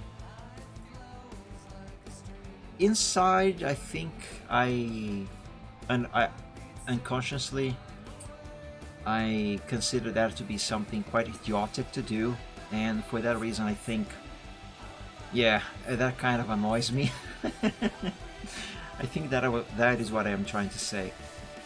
I get annoyed by the idea of driving back and forth those two towns. Like, if you go in the game and you observe, I assure you, you will find dozens, if not hundreds or thousands even, of people who drive to Duisburg, turn around, drive back to Calais, turn around, drive back to Duisburg, and always along the same road. I'm not criticizing those people, just so you know. They are absolutely entitled to do that. They absolutely have all the rights. That's what the mod is there for. To have fun. If that is fun for them, kudos to them. It's just not my cup of tea, you know? I don't see the logic in doing that. I don't find that fun. I mean, there's so much. I am ranting. Ranting. I must stop. I must stop, because before I have to rename the stream to Rant Art Sunday.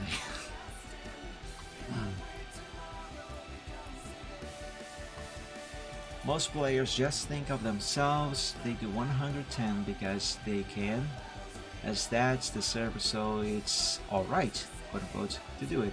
And then they take corners at that speed because skills. It's okay having fun, but when it starts to affect other players, Mike, then crap gets serious. Yeah, I know. I just wish I could actually truly express the things that I have in mind. I mean, it's not that I can't, guys. It's just that you have to understand, because I am staff for Truckers MP, there are things that, even though I could normally say as personal opinions about whatever, there's always people who will feel offended, and for starters, I don't want to offend anyone.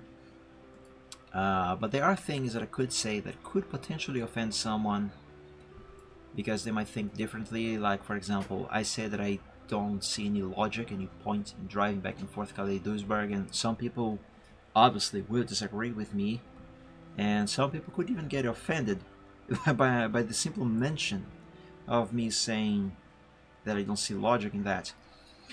And the thing is, some personal opinions, because I am a staff for Truckers MP, there are things that if I say, some people might take out of context and say, hey, this admin from Truckers MP saying that TMP this and that, you know. In other words, they will want to cancel to cancel me. Not that I care about being cancelled, it's just that the moment it affects Truckers MP in any way, then we have to, you know, we have to draw a line. So, like a public figure to some extent, any staff has to measure their words sometimes.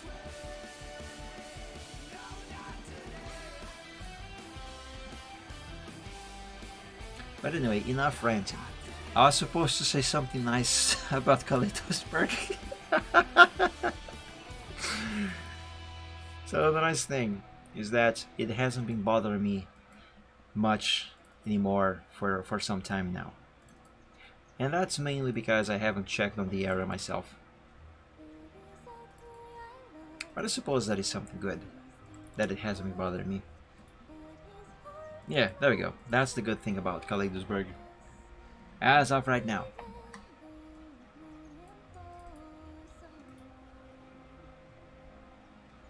I am almost done with this head. I should probably draw this mouth with a thinner thickness on the line art. And once I finish drawing this mouth, I will export both of these, the mouth and the head itself, as one single layer. And then I will draw the inside of the mouth.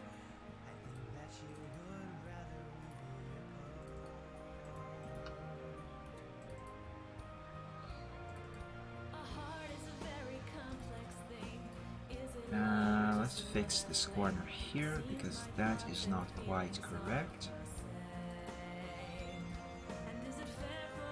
That's better. It can be better.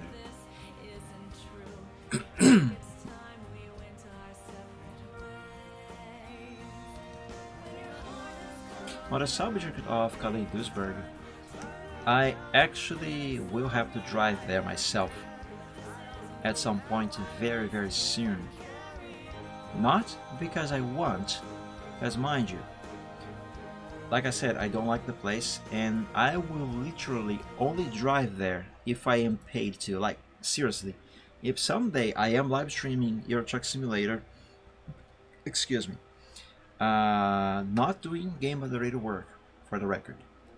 If someday I am streaming, I am playing ETS2 on a stream, and someone donates, like, for example, I don't know, $10, and say, hey, here Mike, go on Kaleidosburg, I will actually go there. $1 per kilometer. Donate $10, I'll drive 10 kilometers on the road. Donate 20, I'll drive 20.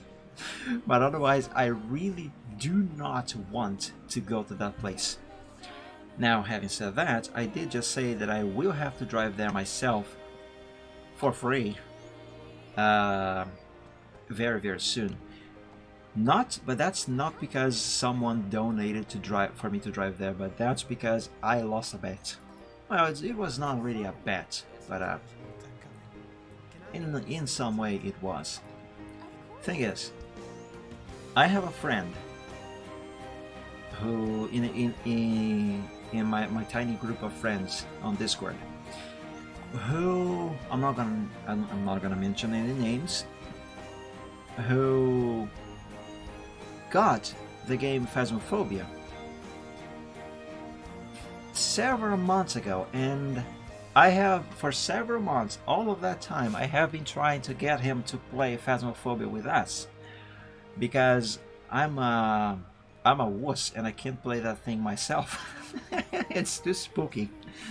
But anyway, I've been trying to get him to play the game, and a couple weeks ago, when I played with a few other friends who also got the game, I said that if that friend ever played the game Phasmophobia with us, I would drive on Kaleidosburg for a little bit. And I have been saying that for a few weeks, in fact. Until a couple weeks ago, he played the game with us. So now I have to drive on Kaleidosburg because of that.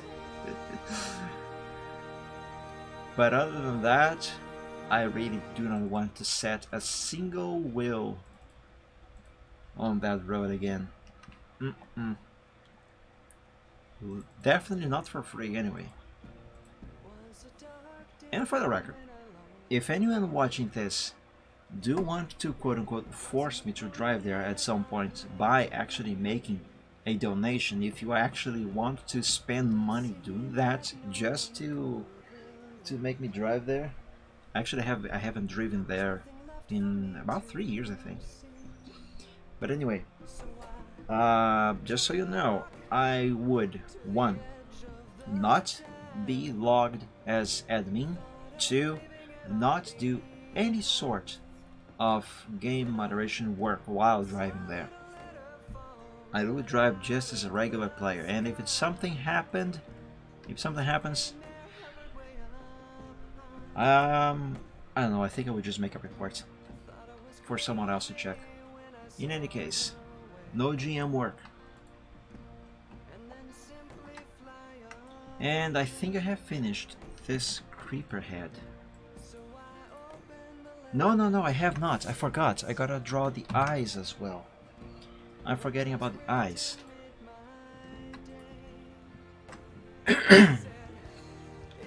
Now, the eyes should be something quite simple. Let's begin with a triangle, like that. And curve it around.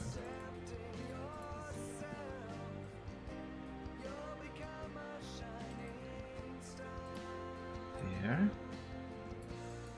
There.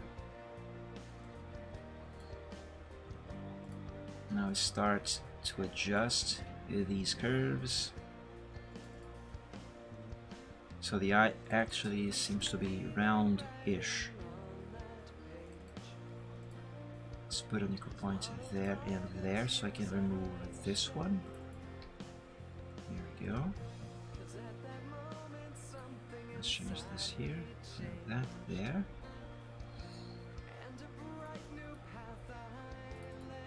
Okay, that messed up. I have to make an anchor point here.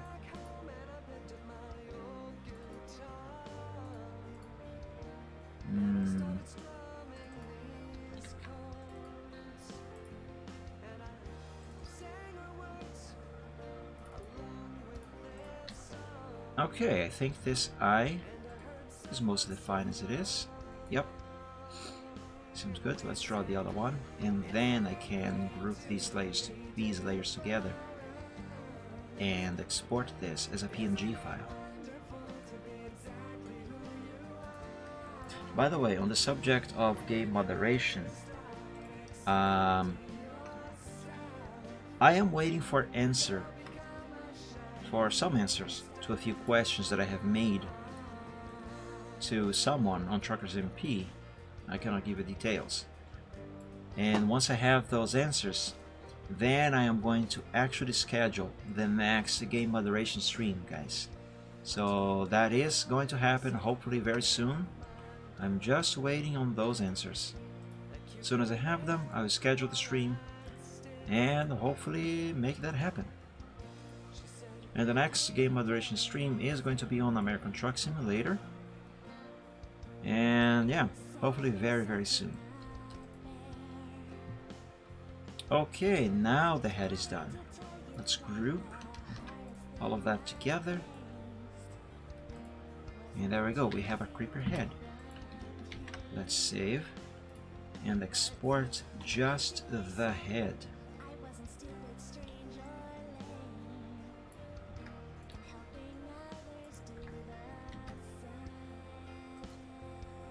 Just the head alone like this almost looked like a jack-o'-lantern. Creeper head line art.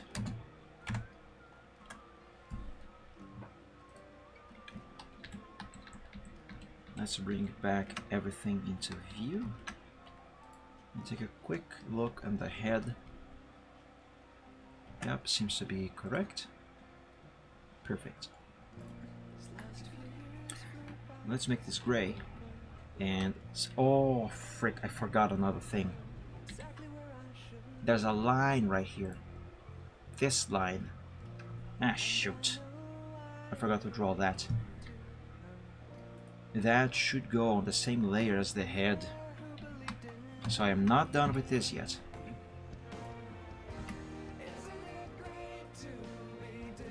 This should be very simple though. A single line going around like so.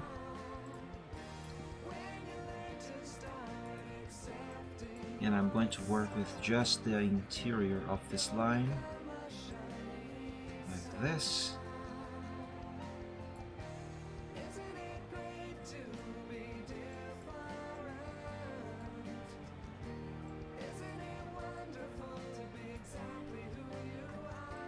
Let's bring this anchor point over to there.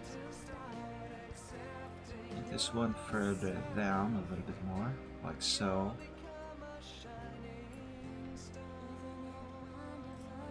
Let's curve this some more. This one can go up. Yeah, like that.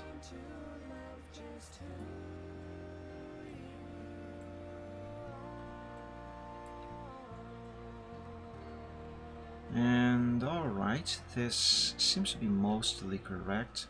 Maybe bring this down a little bit more.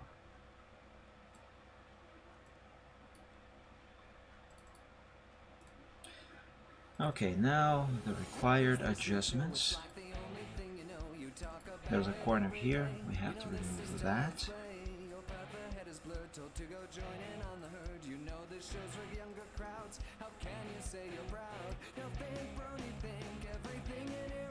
And voila!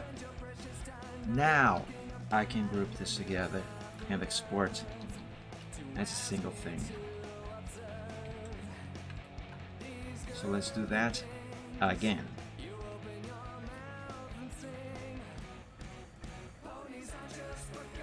Oops, I did the wrong thing.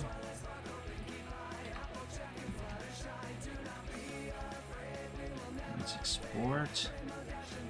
Creeper head line art, yes, let's replace the file.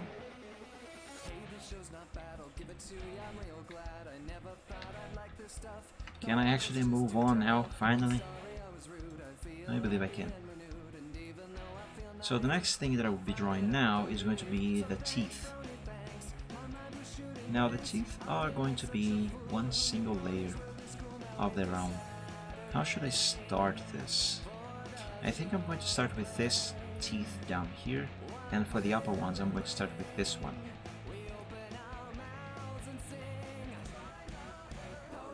It would be good if the sketch of the creeper was above this line here, the line art for the body.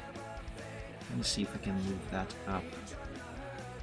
Actually, I have a different idea. Let's open Photoshop.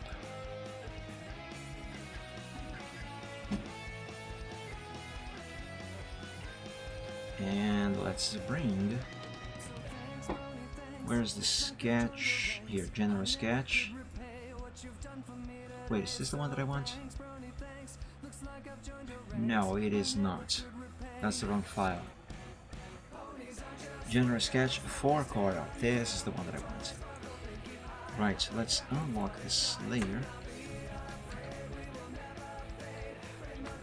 Grab the magic wand tool, tolerance 0, no anti-alias. Yep. Let's select the creeper. Just the creeper. Is everything selected correctly? Seems to be. Very well. Let's delete everything else.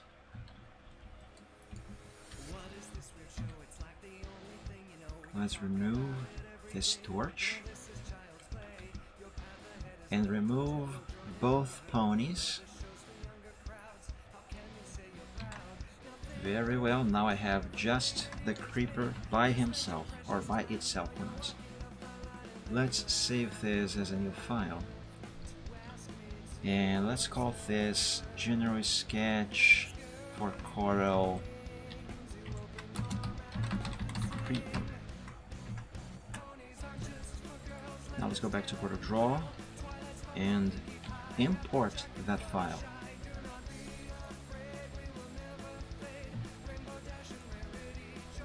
Where'd it go?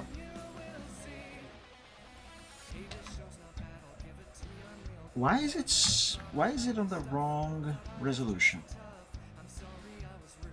Why? It should not be this way. Why did this happen? Alright, here's what I'm gonna do. I'm gonna take a quick break to use the bathroom, and I'll try to think of why this happened and how can I fix this in the meantime, and hopefully when I get back I will have this figured out. So be right back. I'll be away for just a minute. BRB.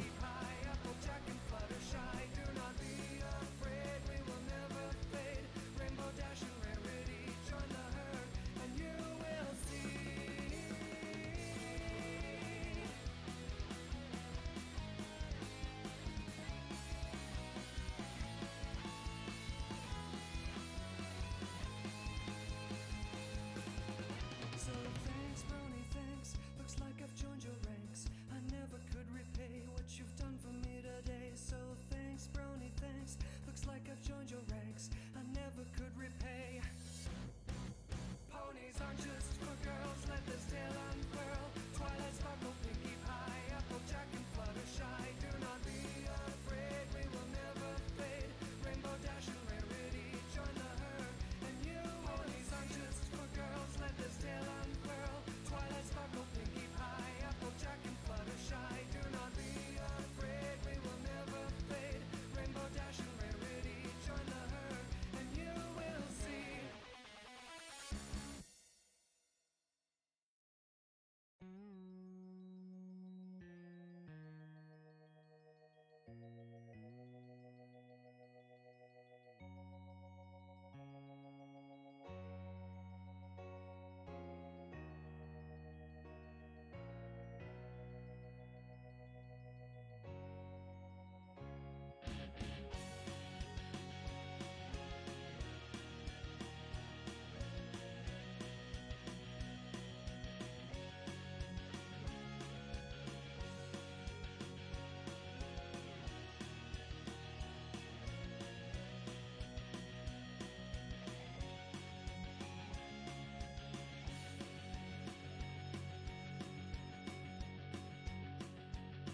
I find it funny that you know you've got a long, long way to go before you're perfectly set up to be the talk of the town. 'Cause if you count up all you've got, you'll notice that you've got a lot. When you're so high up, it takes some time to bring you on down, down to where you can smell the sweet bread bake. It takes some time to bring you on down to where the memories await. You just gotta walk that path again, and you can smile, smile, smile. You can hear the laughter of your friends, and you can join in all the while. Even when you feel alone, and even if that may be so, you just gotta walk that path again, and you can smile, smile, smile. I am back, my friends. Okay, I have been thinking, and maybe I might know why this happened. So the first thing that I thought is that perhaps it has imported the file at such a bigger size because there's nothing on the corners here to tell the picture itself where its boundaries are, but we can clearly see that CorelDRAW does know where the boundaries of the picture are. So that cannot be that. I'm wondering perhaps I am exporting these vectors to PNG files using a resolution of 1000 dpi. Could it be maybe that CorelDRAW have set the project file itself to be using that size of dpi? I think it makes sense because if it is doing so, instead of just using 1000 dpi to export, but actually applying those 1000 dpi to the file itself. So everything we see here should be at 1000 dpi.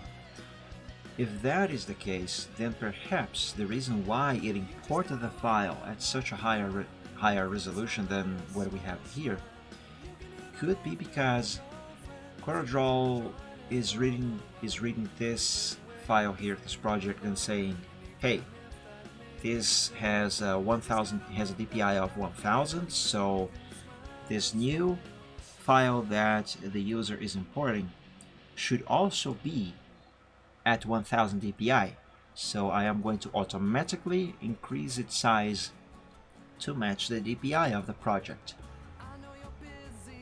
Let's test that theory. Let's create a new file.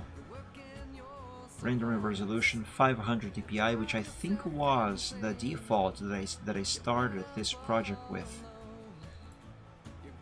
So let's make this new file. And let's import that same PNG file. That's not it. It's this one. Cannot be opened. What? Why? Oh, I pressed Ctrl O instead of Ctrl I to import. Never mind, my bad. Okay, so there's that. Now let's copy this, go back to the project over here and paste. Would you look at that? It indeed was because of the DPI of the project file itself. Look, it imported, it copied over here at the correct size. Alright, I did not know about this little feature. Interesting. Very, very interesting. Well, okay then. Let's make a thing like this for the creeper.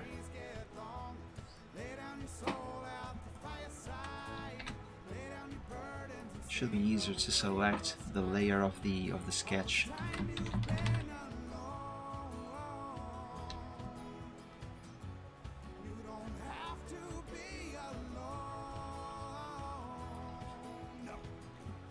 Let's put this here. Make it a little smaller.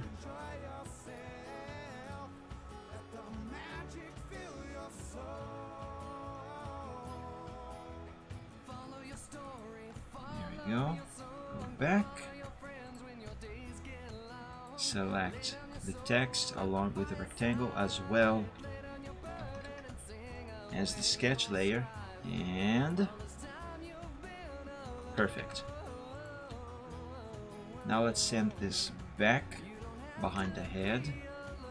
Nice. Save. Wonderful.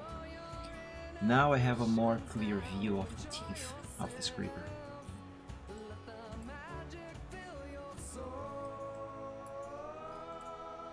Its teeth are either a bit oddly shaped or I drew this one at the wrong angle. Yeah, I think the angle of this one is a bit wrong. No problem. I'll fix that with the vector lines.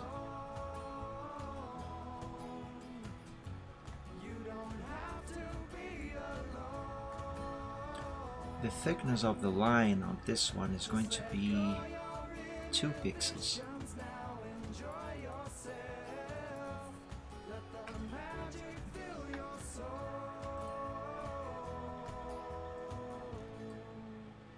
So yeah, now we know if I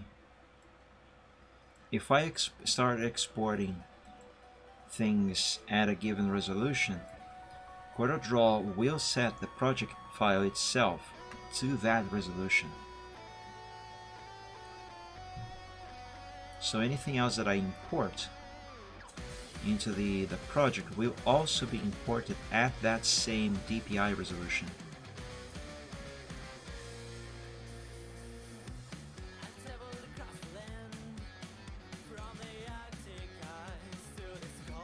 Okay, I'm not going to bother with adjustments to the line art yet.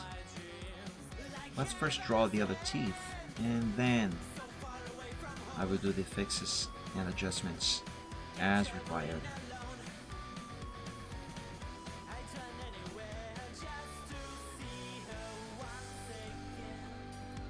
Let's set this to 2 pixels as well.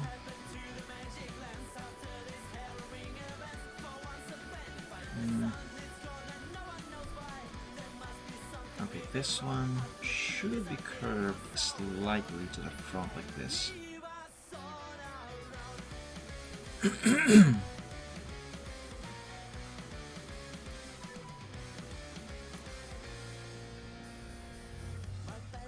Yeah, that seems fine.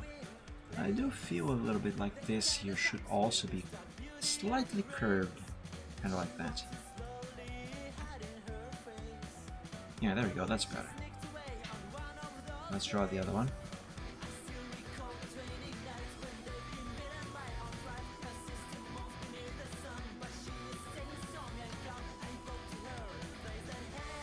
The Creeper has very few teeth.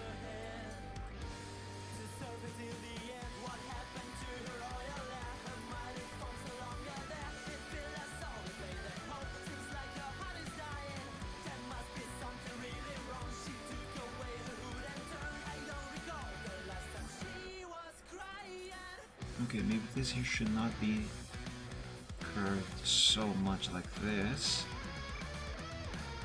Yeah, a little less. Maybe not this less.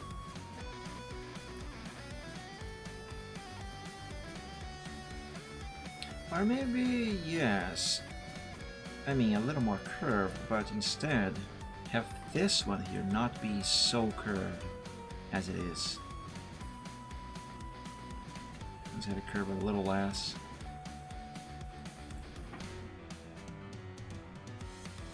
Yeah, it is poking out there, but I will fix that later. Now the last two over here. Now these ones can be a little more curved. No problem.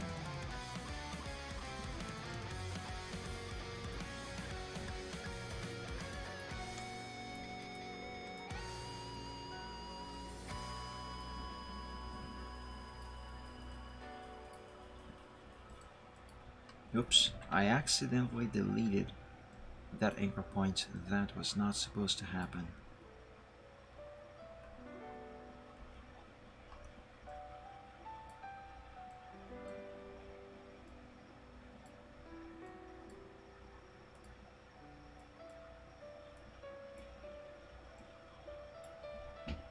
Alright, that seems to be fine.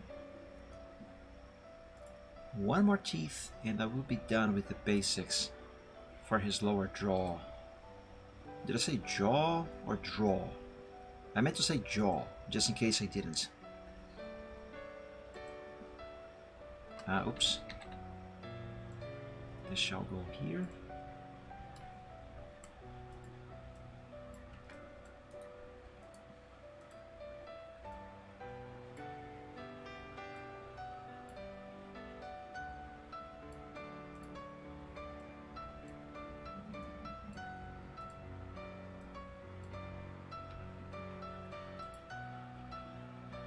And yeah, this seems to be fine.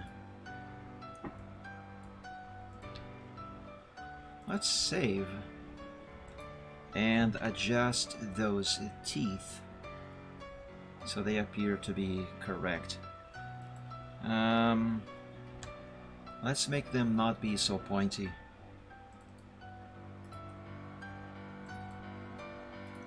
Because I don't think that looks very natural.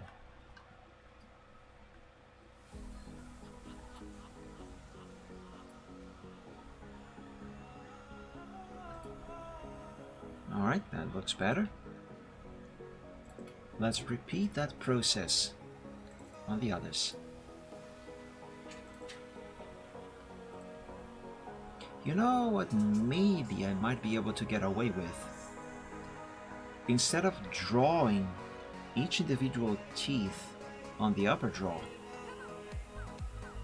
maybe I can simply copy the lower draw, invert it, flip it, turn it upside down, and use the lower one as the upper one. That might work. If it does, it will spare me the time of drawing the upper teeth. Otherwise, I would just have to face it and draw them, which is fine. But if I can save time by simply copying and flipping it, that is going to be much better.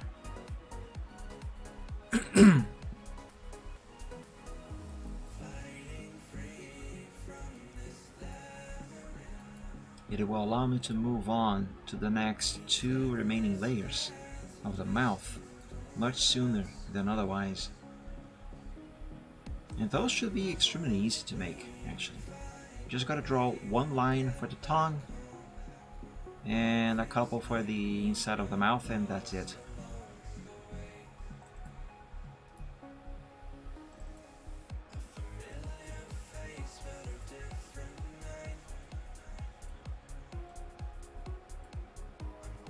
And okay. For the sharpness of the teeth, this is fine. Now, these parts of the teeth that are poking over other teeth, let's get rid of them. Like here, for example. Let's do that by deleting the anchor point on the very corner. There we go.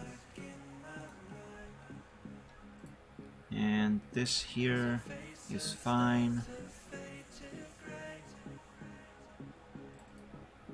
Let's sort this one out. This one, instead of deleting the anchor point, I'm going to move it like so.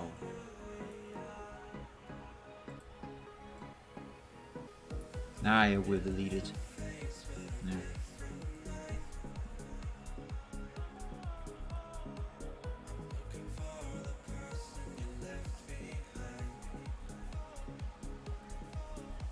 There we go, that should be fine, hopefully.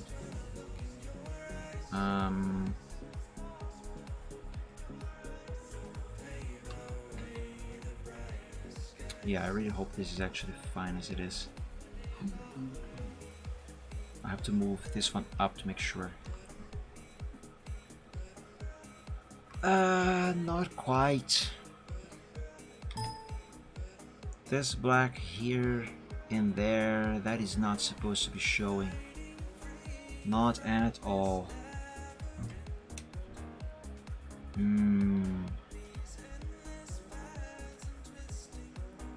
Oh, I know. Let's break this apart as well as this here. And wait, it didn't break apart? The heck? And delete, heck, this anchor point. There we go. Now that is right.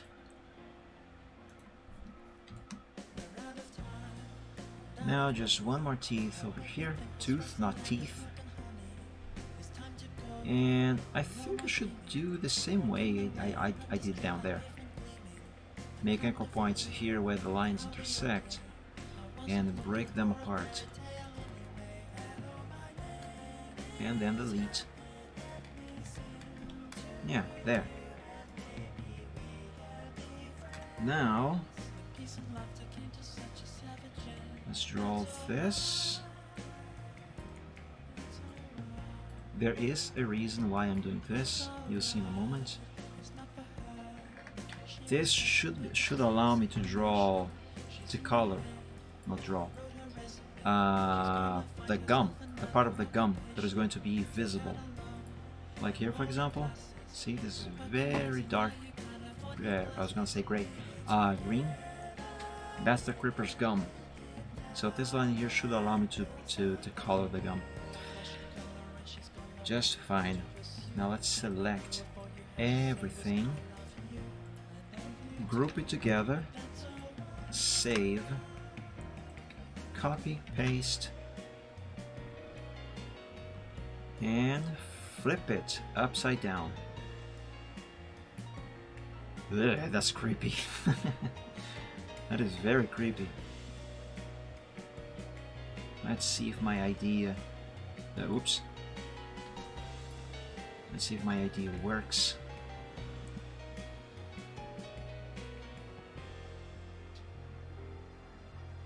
I don't necessarily need that these teeth match the sketch. I just need the idea to work.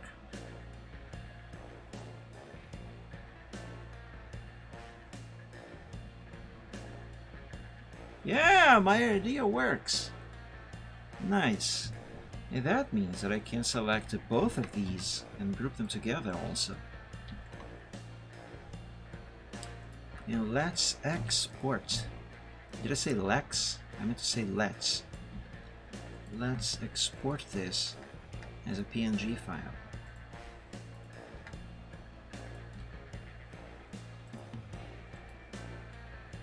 Let's call this Creeper Teeth line art. 1000 dpi resolution. Very good.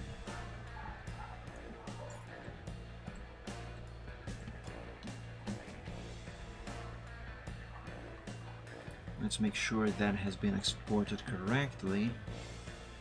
Here, Creeper Teeth. The resolution seems to be fine.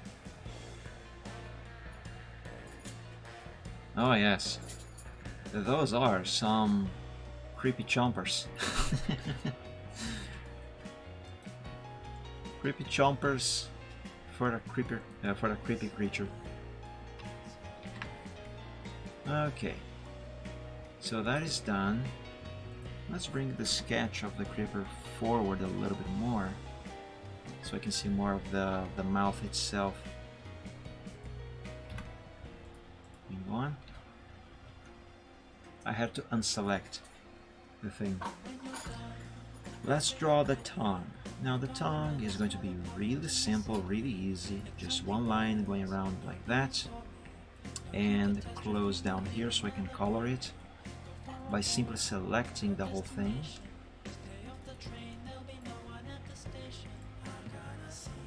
Curve it.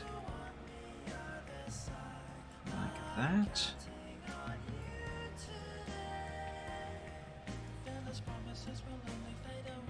And there we go. For the tongue, this should be fine.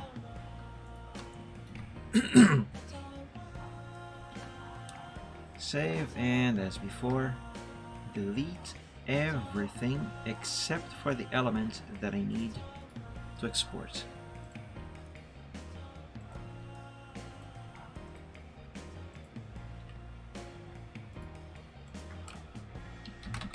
Creeper tongue, line art. Now, in case you are new here, you might be wondering, why am I doing this? Why do I delete everything except for the last thing that I just drew and then export that thing as a PNG file? And that alone. Or do edit. That is because, I'm going to tell you, let me save. That is because I am going to color everything on Photoshop. And every single one of these, let's say, elements that I am exporting as a PNG file with transparency, every single one of these are going to be one separate layer on Photoshop. And I'm doing it this way. Did the music stop? It did. When am I ever going to fix this playlist? Every single one of those elements is going to be one single layer on their own. And that is going to facilitate the coloring process and shading as well. Even though I am actually going to be using hard shade for this picture, for the most part anyway, I do want to make a soft shaded version as well. So have them separate like this helps a lot. with all of that.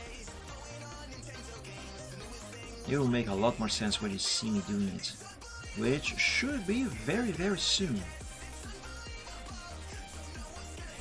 Alright, now for the mouth, let's just do this. And keep going around here.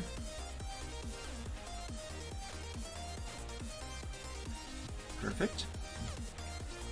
No need to curve anything else. Let's just select both and group them. Save, and now let's export.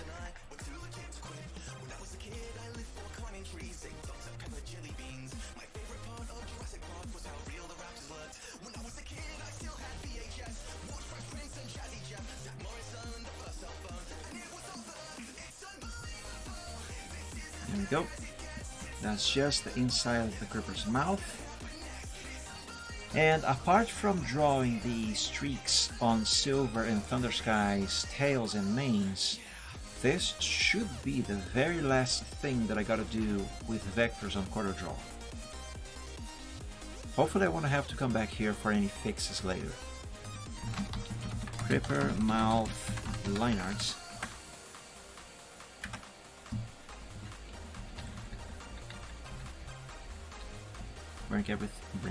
Bring everything back into view, and voila.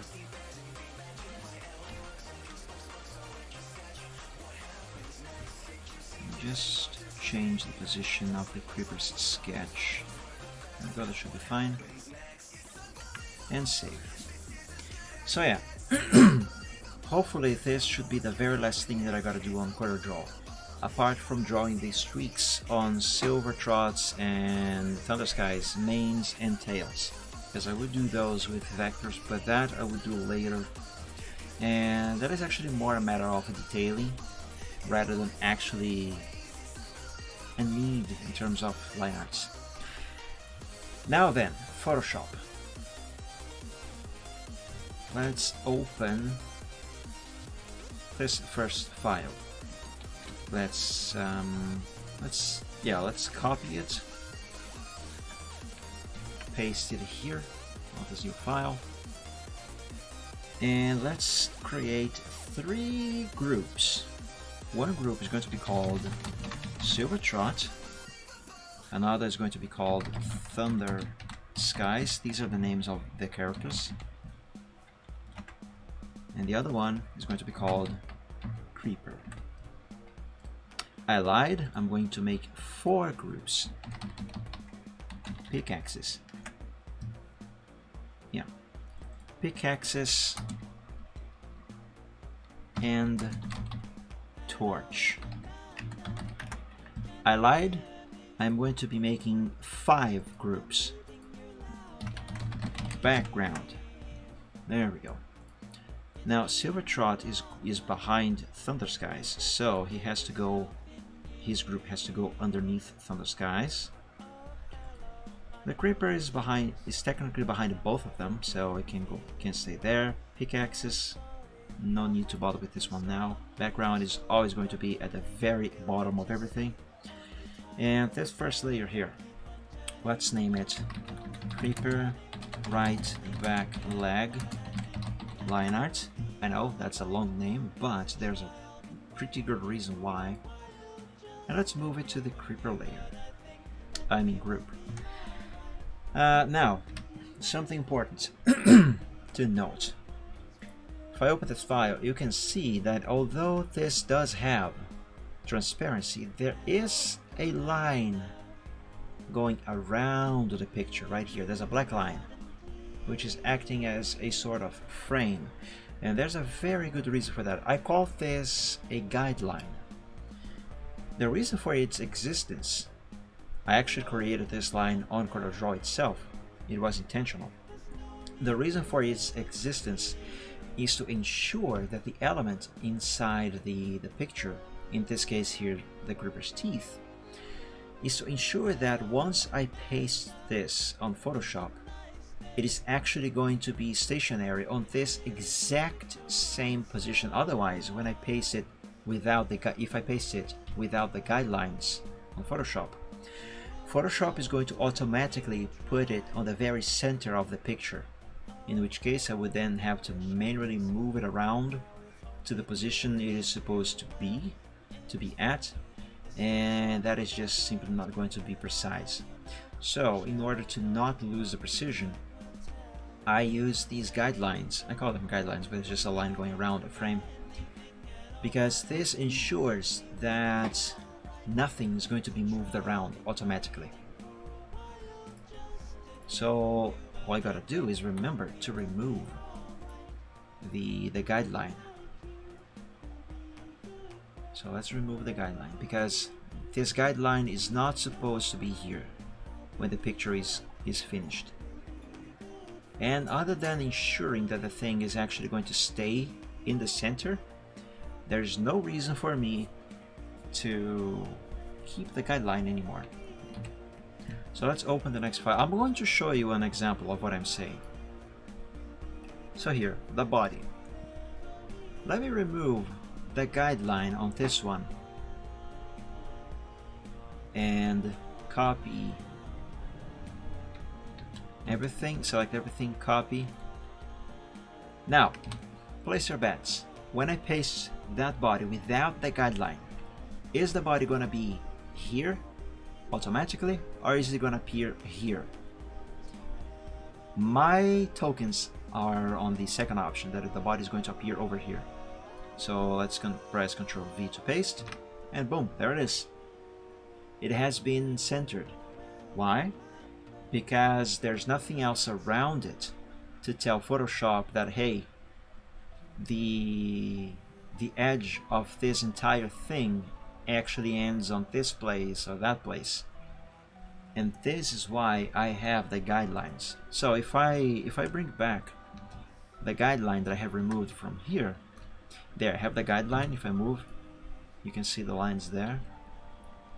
Let's copy this again, but this time with the guidelines, and I'll paste it over the first one.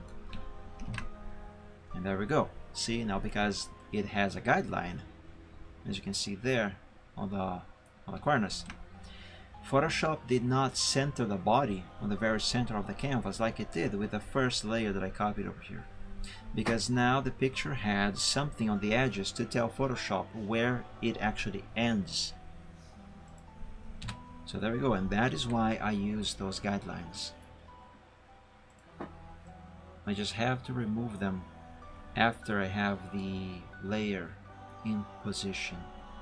Sometimes I forget, and then I have to go layer by layer looking for which one still has the guideline. That is a bit annoying, but it happens. Alright, let's see. Creeper head. Oh, I forgot to name the layer. Creeper body line art. Creeper head line art. There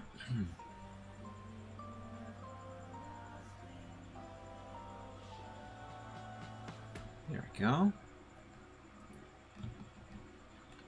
Creeper mouth. Now this one is going to go underneath the layer of the head. I don't need to name all of these with the name creeper in them because it's grouped. So let's just call this one mouth line art. Let's rename these to just body, head, and right back leg. There we go. Next layer shall be, that was the mouth, let's do the teeth. The teeth layer is going to go above the mouth line art layer. So teeth line art. Oops. Wait a second. Something else still has. Yeah, there it is. I forgot to remove the guideline from the mouth. For the mouth layer. And I just mentioned about forgetting about about forgetting that I should not forget to remove the guideline. Oh, Mike.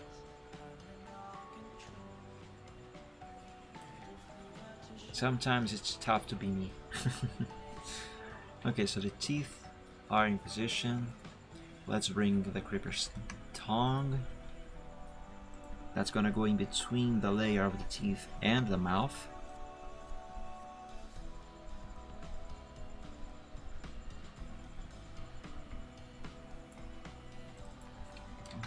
Tongue line art. Okie dokie. Next layer.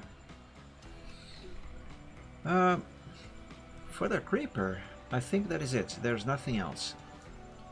Next, let's do Silver Trout over here. Let's copy his body over to his group over here. So let's paste that there.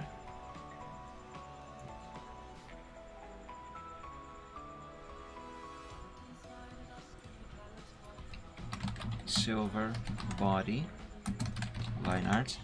There's a reason why I am naming every single one of these layers with the inclusion of the word line art on the name of the layer. Because for coloring, I am going to create a new layer just under every single one of these, and that layer specifically is the one that is going to receive all the colors. Let's copy his head. Now this layer should go below the body layer. Head line art. Let's remove silver from the name of this one. Head line art. I made a typo there. Line art. There we go. Remove the guideline.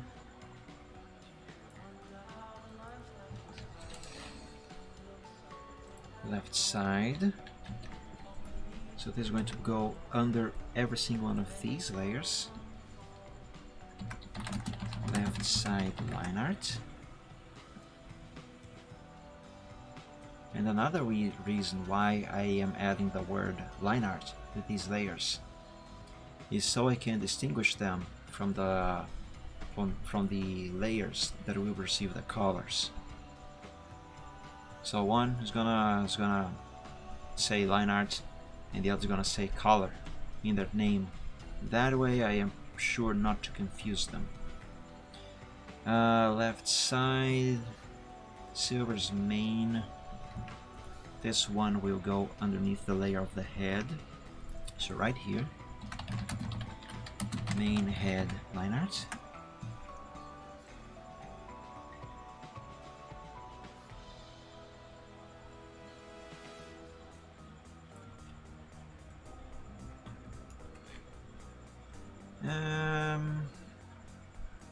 Yeah, let's bring his pickaxe already.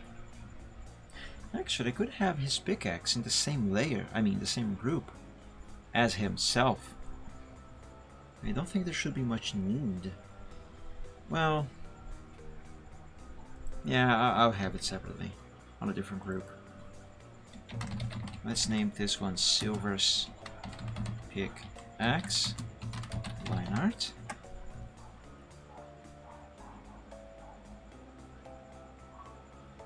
If anything, I can move this later to a different group.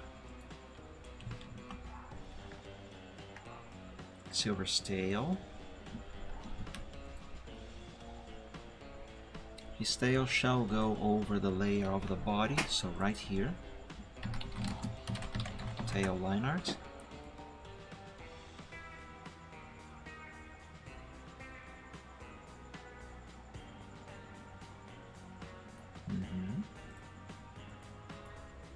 Next file to import shall be his teeth. That will go right here, just under the head line art layer. Teeth line art.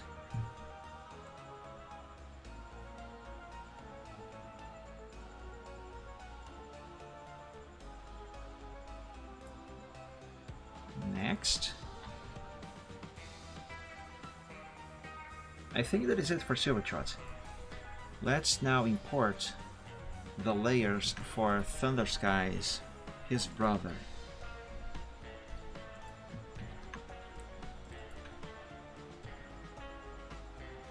Back body line art. So back body line art. Oops.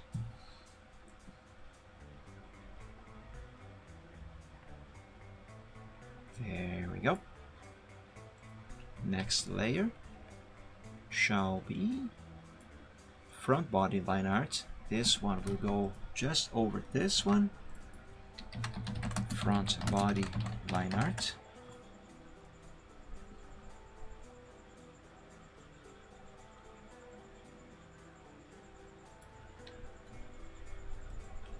Next one.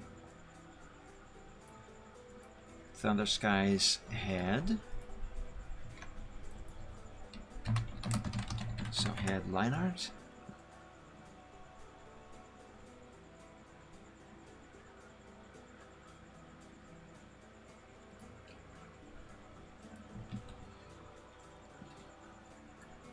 His left wing.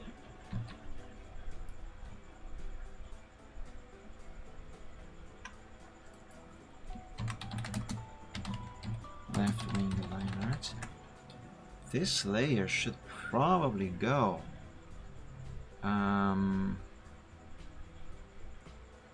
here.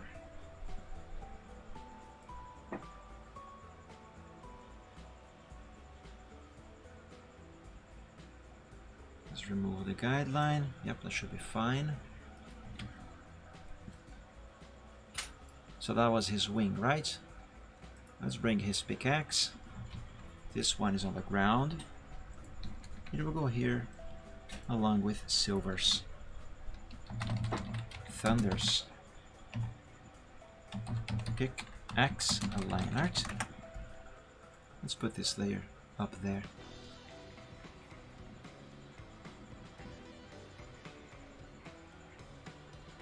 Now careful not to accidentally erase a piece of the line art on the pickaxe itself. There we go. Next layer shall be his right side. So let's go back to his group over there. This layer shall go here below all others. Right side line art.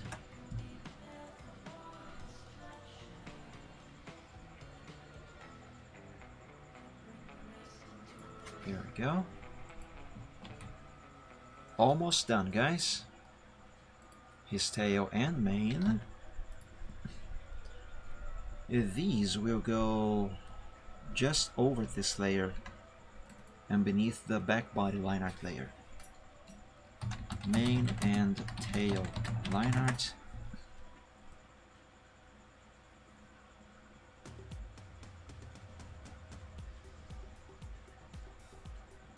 And voila.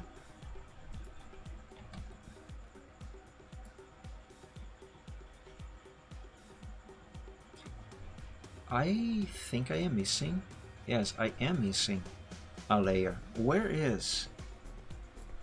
Oh, there it is. For some reason, I somehow skipped this one. The mane that goes on the top of his head. How the heck did I skip that one? Mane head line art. Now I think I am not missing any layers on Thunder Skies. Let's just import the layer for the torch. And it should be done with this. So this will go here. Oops, not there. Here. Torch. Oops. Torch. Torch line art.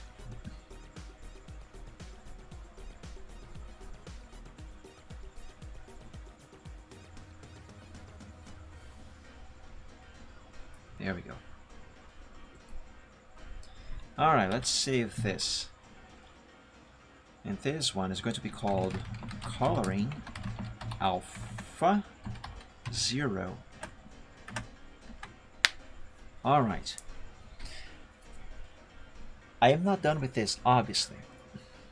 Now I gotta bring some colors. Specifically, Silver Trot's color set and Thunder Sky's color set.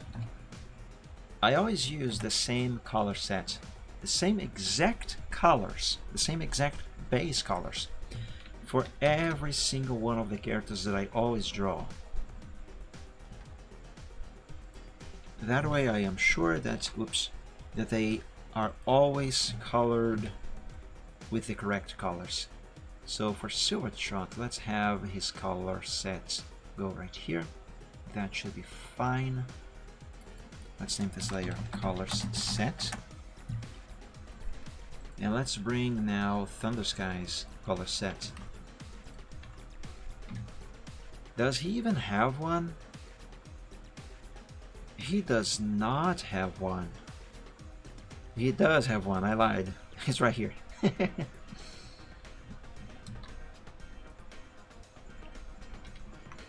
Let's have his right over here.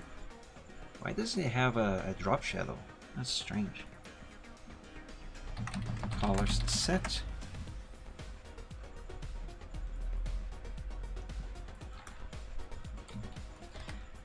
I was gonna import color set for the Creeper, but the Creeper does not have one.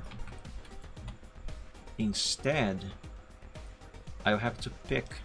Well, I don't necessarily need to pick colors for the Creeper, I can just make them myself.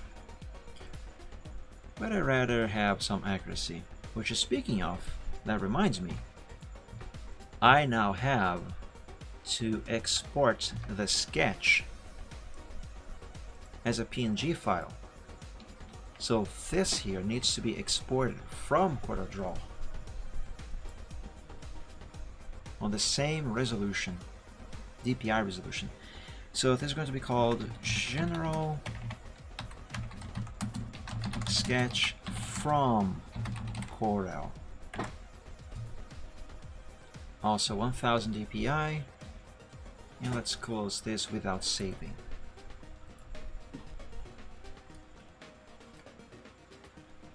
Let's create a couple new layers here. This layer is going to be plain white with a 50% opacity. The layer beneath it is going to be pure black with no opacity at all. And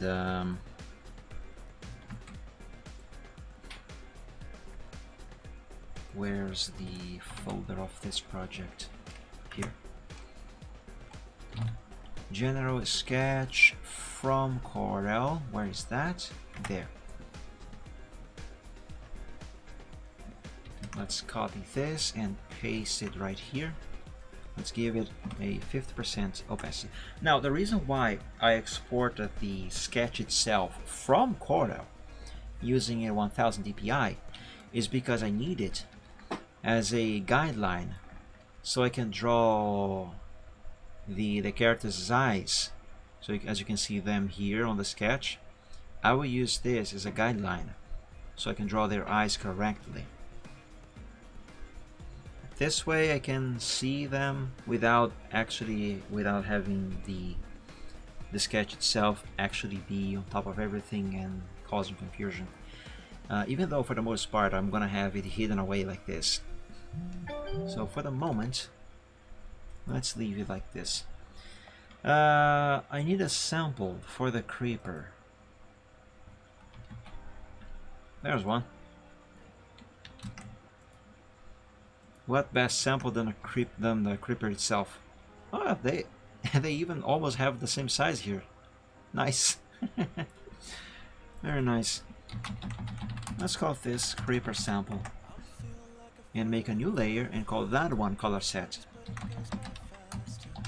because that is where I'm going to sample the color. I'm going to sample the colors from here, but this new layer is where I'm actually going to to put the colors that I sample. So I can always go back to that and not have this here on the screen at all times. Okay, what else do I need to import for this project before I effectively start the coloring process? I think this would be a good time for me to draw the pony's stripes, I don't know, the things on their tails and manes. Yeah, I think I'm gonna do that, because for coloring I actually need to use my tablet, and I don't have my tablet set up right now. So let's open the LineArts Alpha 1 project file again.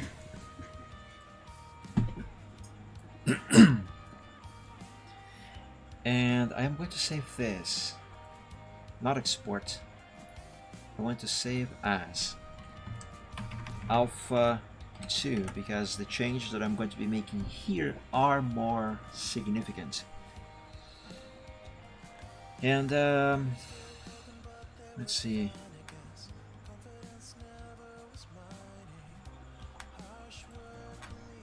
I need what is this that I selected? Okay, that's the creeper. I don't need that. Yes, this here is one thing that I need. Thunder Skies, tail, and mane. Okay, that's a bit of a problem. Not really, actually. What I need is just the outline, because what I actually need to do here is going to go on the inside. Okay. How are the stripes on his tail and mane again? I know, I just need a reference to make sure that I draw them correctly. I didn't draw them here. This is fine. Here we go. Actually, both Silvertrot and Thunder Skies, they have the exact same pattern on the tail. Yes, they have the exact same pattern. No, they don't. I lied. Thunder Skies is a bit different. They are just similar. They are brothers after all. Okay, let's do Thunder Skies first. Let's open this on Paint.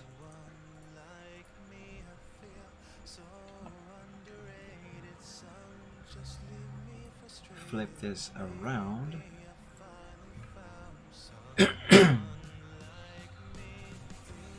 Okay. So Thunder Skies, he has one gray stripe going from the top of the base of his tail to right about half of the curvature on the back of his tail, so right about there. So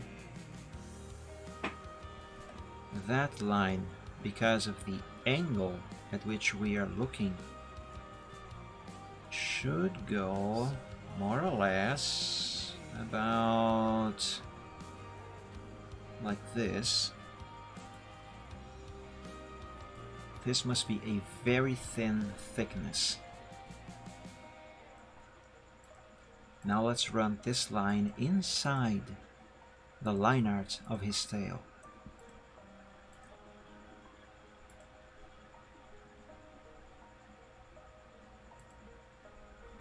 I hope I am doing this correctly.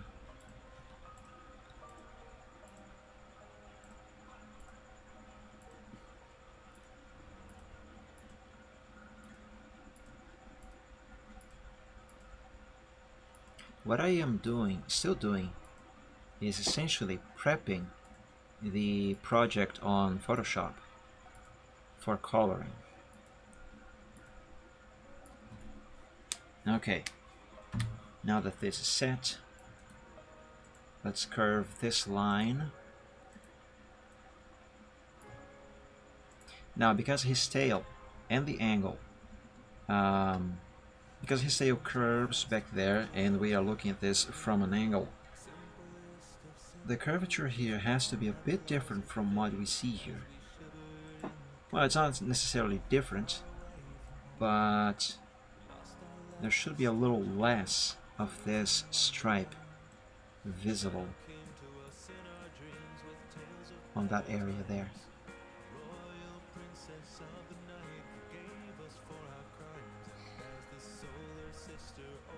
Also, I should do this. Yeah.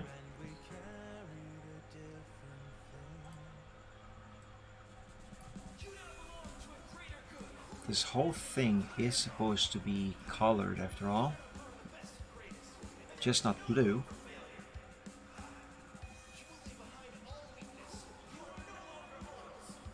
Okay, that seems to be correct.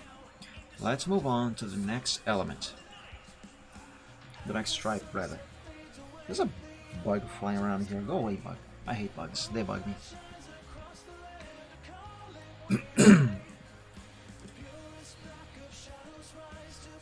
There's this one on the back of his tail, or the front, depending on which way you want to be looking at this. From, should that one be visible?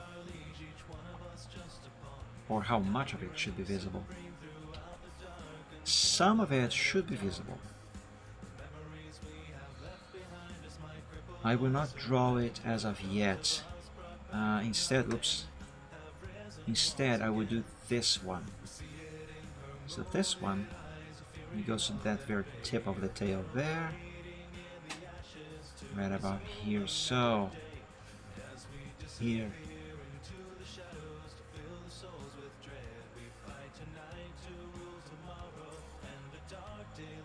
and it curves, goes around. Let's change the color, the thickness, and it goes here.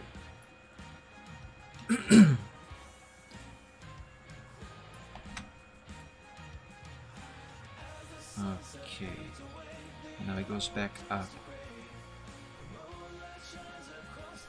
So more or less around here, I think.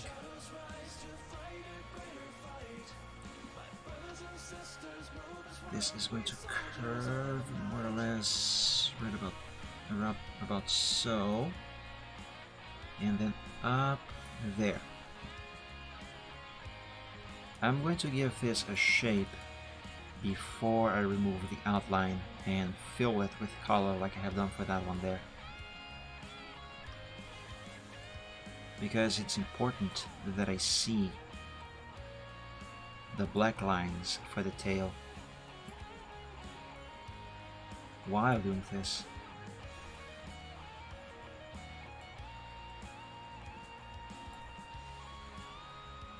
So basic shapes first, and now let's adjust. Yeah.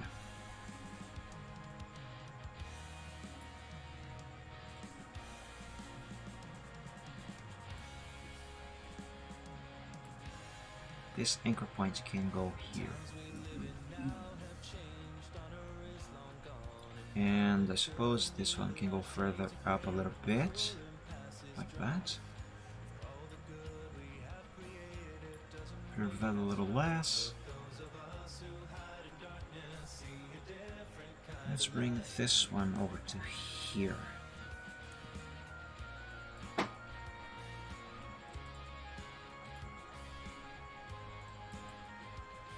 Yep, that seems to be about right. Delete that. And this should actually go right about here. Curve some more.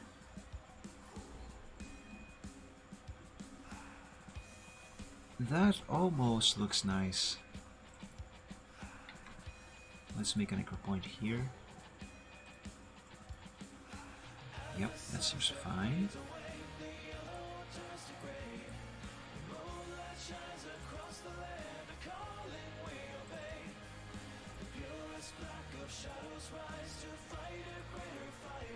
Oh my god, just click already.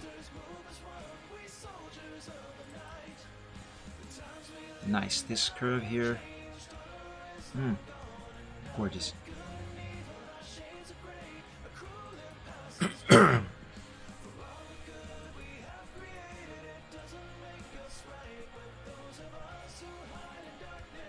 Where's the anchor point here?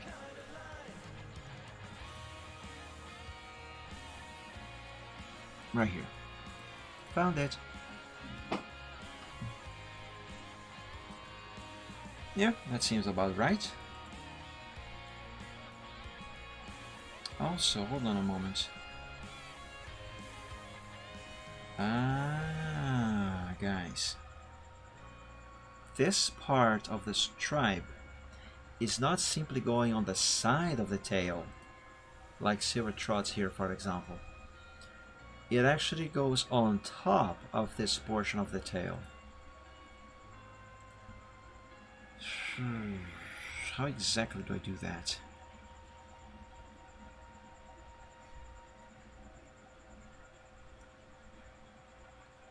If I bring this over to here, I will have to redefine the curvature here a little bit, but I will also have to create a few new anchor points around here. Like put one here. And do this.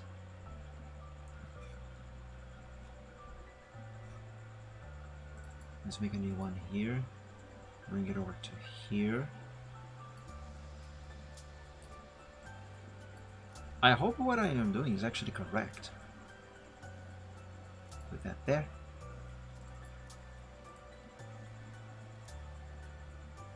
And that there.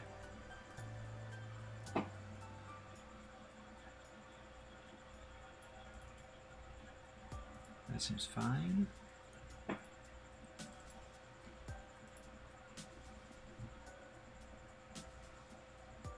Yeah, okay, that seems to be correct.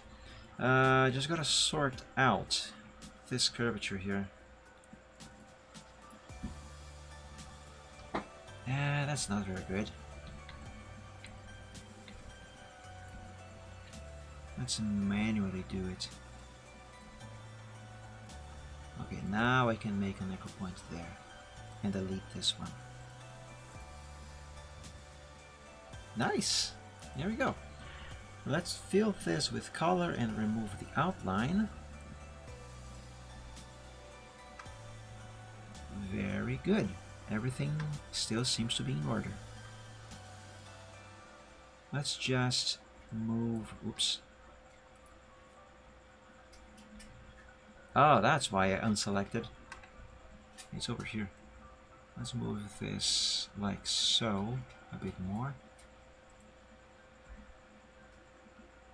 Okay, that should be fine. Now, this one down here. That one is coming from this bunch of fur from the bottom to more or less around here.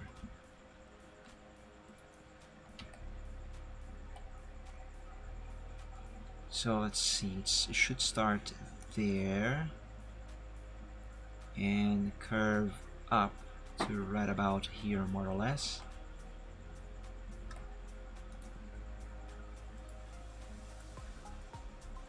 And then back.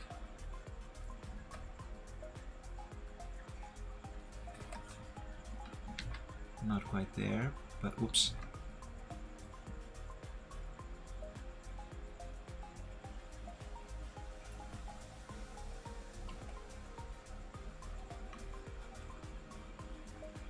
There we go.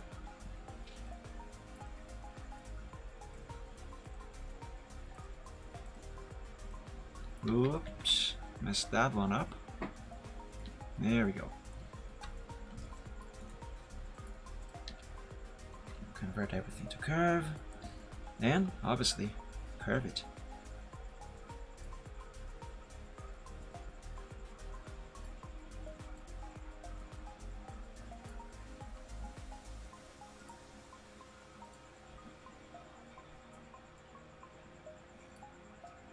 Yeah, this here should be fine. Just like that.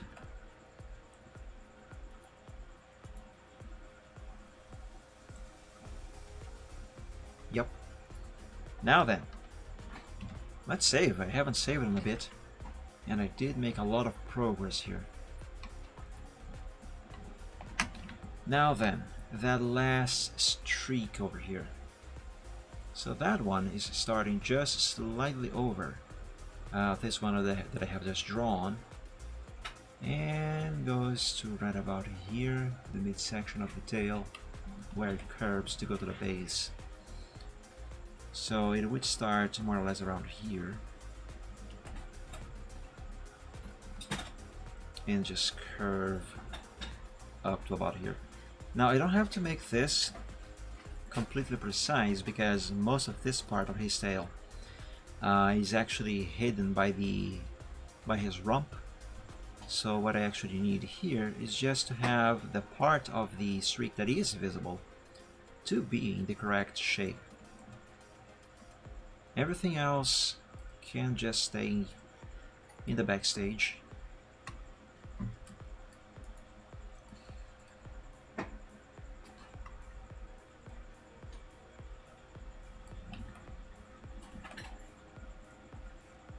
Curve all of this. Yeah, that should be fine. And there we go. So his tail and his mane are both on the same layer, which means I also have to work the stripes into the part of the mane that is behind his head. Yeah, oops. This should be very simple. Just a thing that goes up.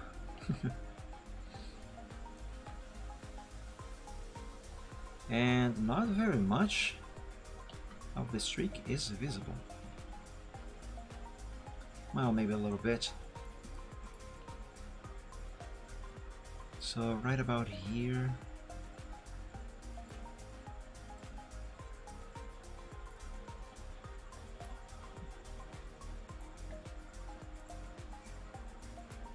Hairline thickness.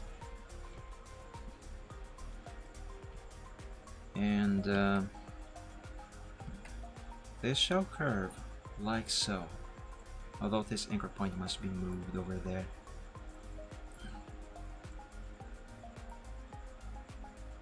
Yeah, that is fine. That is quite fine as it is. Maybe move this over to here. Yep, that's fine. Now let's select all of these, group them together, save, and let's delete everything. Let's delete everything and export just those streaks from Thunder Sky's mane and tail.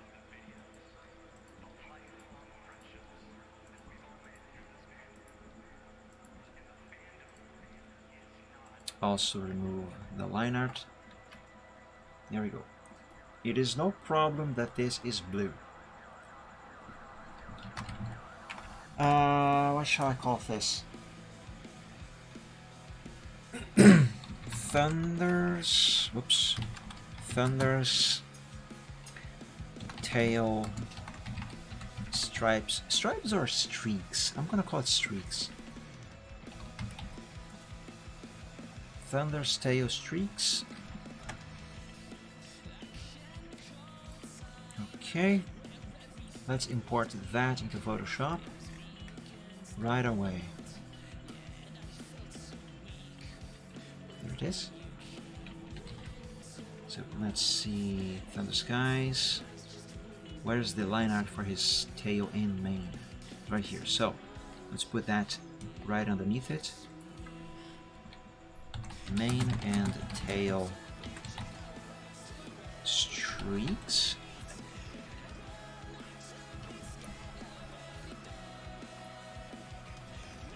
Very good. Very good. Very good. Alright, save that, and let's go back to quarter draw and draw the streaks on the mane on his tail. I mean on his head.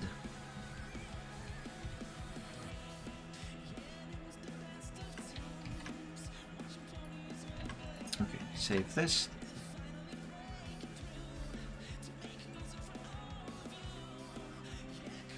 I think I should have drawn the streaks on the actual sketch for this picture. I have to adapt. No problem.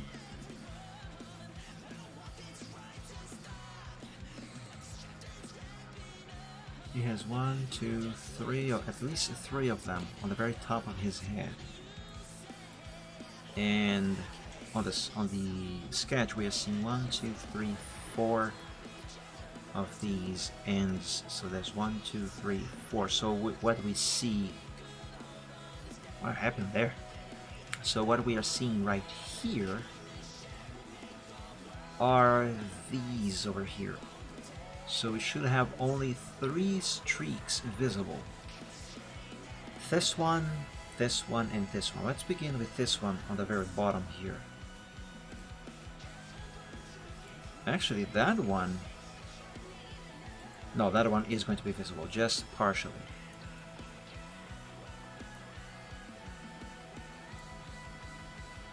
Is that right? Yes, it is right.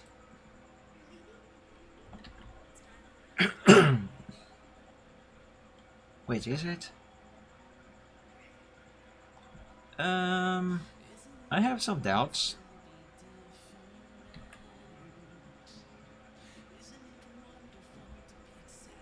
Should be somewhat, kinda.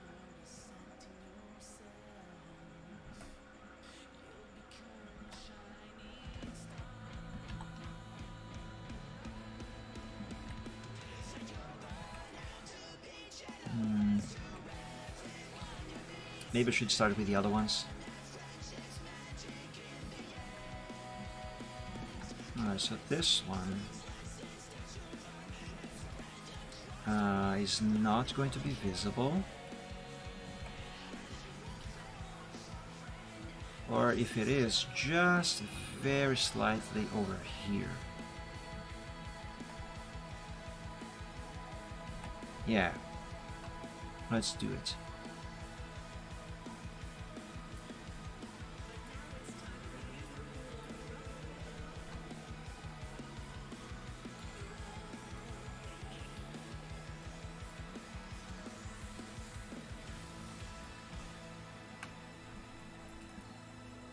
I think, I'm not sure what I am doing here. I'm not sure if this is right.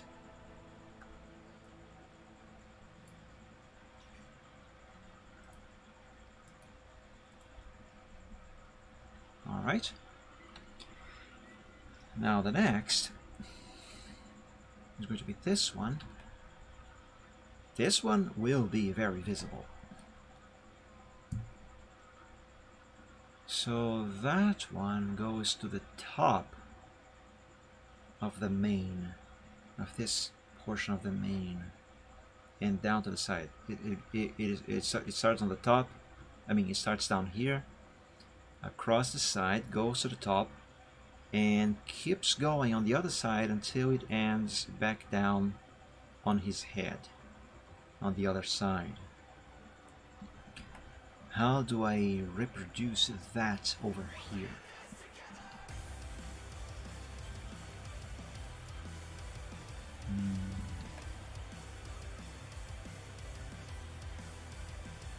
Also, should it be pointy right here, or should it just curve around? I think it should be pointy. Yeah. Let's where do I start with this? Probably here.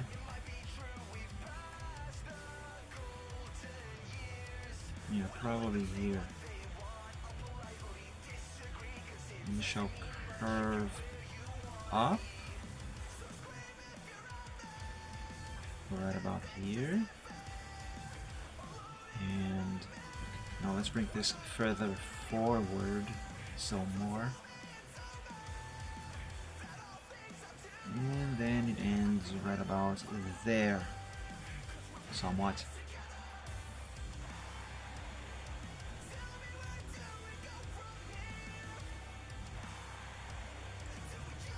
This needs to go here,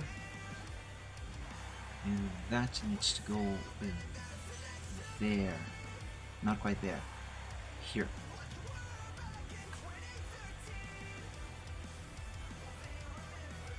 Now,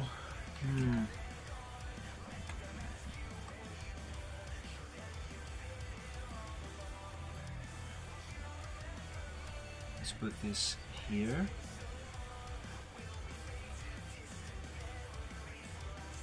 Here and here, I think. Perhaps these two should go further up. And then it goes back there. Alright, let's curve these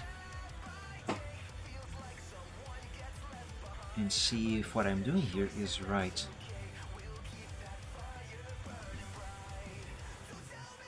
Let's begin with this.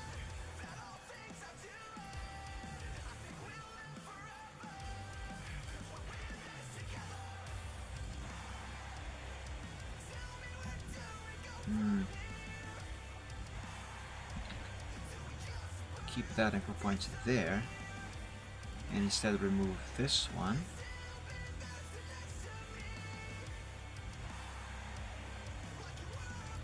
Yep. Now make one here. Remove that one.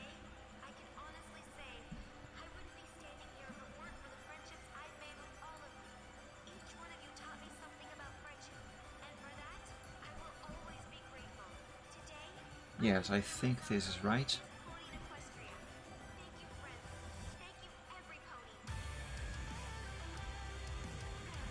It's still going to require some adjusting up here, but as I usually say, basics first. Curve this up and this one down.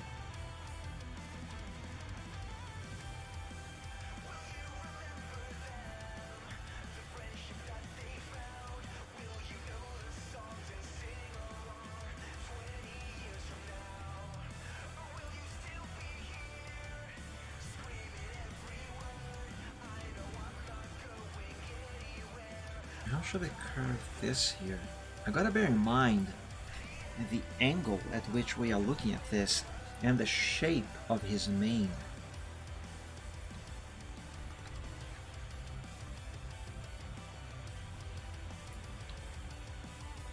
No, that looks wrong.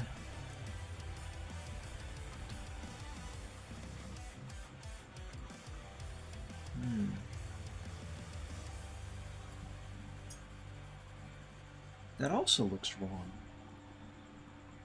Or maybe what I need to do is this.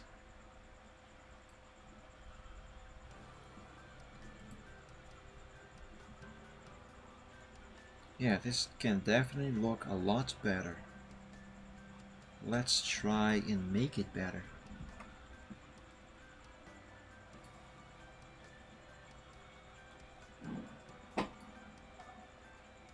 Bring these down.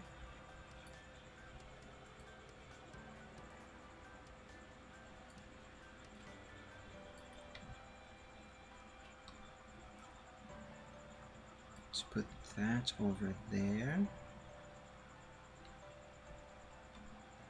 Perhaps this one should curve down like this. Yes, it should.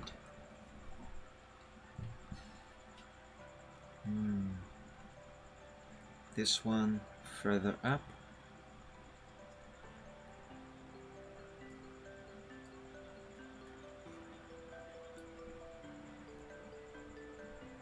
More to the side over here.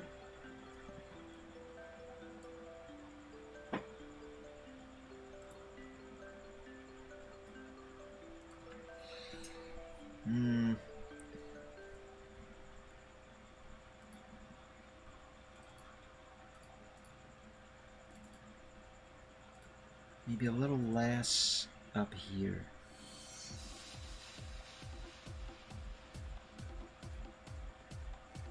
But a bit more curved. More curve. Okay, that was too much. There. Now, let's make an anchor point here to not mess up stuff over here. Alright, Space, sleep well. Thank you so much for sticking around for this long. I hope you have enjoyed. Have an awesome week and dream of dragons. Thank you, Space. Sleep well. Good night. I'm actually almost done with the stream myself today. I just need to finish doing the stripes for the streaks rather for both of these characters, and then bringing them to Photoshop over here. Because what I'm doing now is basically just finishing up the preparation of the project on Photoshop, because then next time that I pick this back up, I can just downright straight,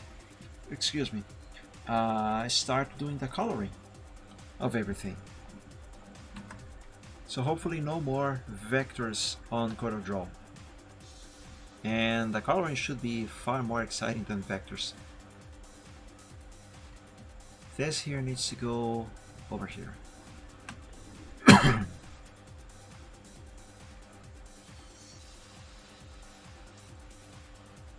Keep this curved. Curve a little more over there, perhaps.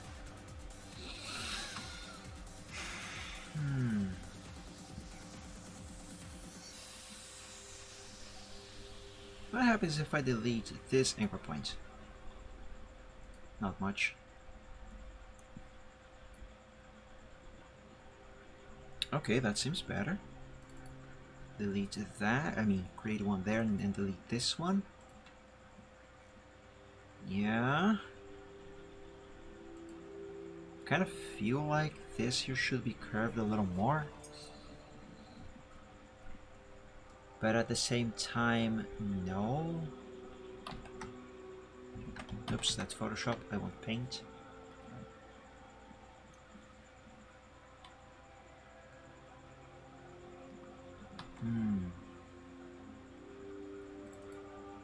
Let's make an anchor point right here.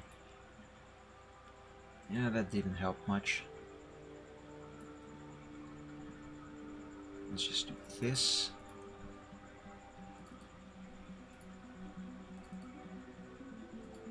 Imagine doing this freehand. I would have to be redoing these lines so many times.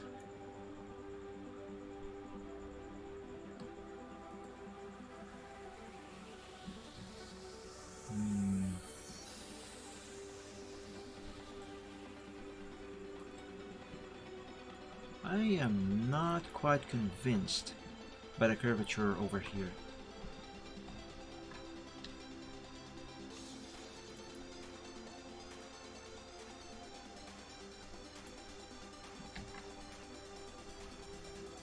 Yeah, I am not convinced. Let's see what this looks like with just the interior.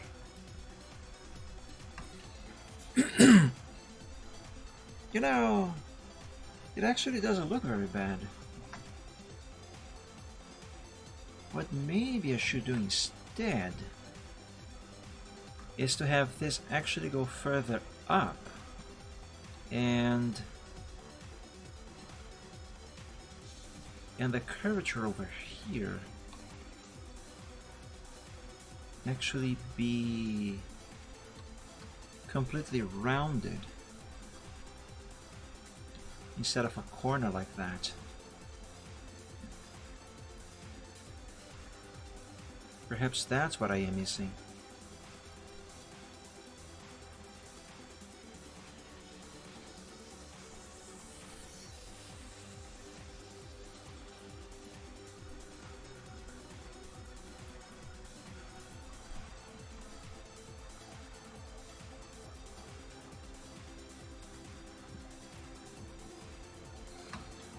Yes, there we go. Now I got it. Now I got it. This one, I still feel like I should draw another part of this one. Perhaps on the top over here, like just a bit right here. Although it doesn't seem to stretch so far to the front like that. I'll do it anyway. Who cares? This here is just a reference sheet after all, and in need of updating nonetheless. Besides, I am the one who designed this character. Therefore, I am the one who dictates how the stripes of his mane shall be. There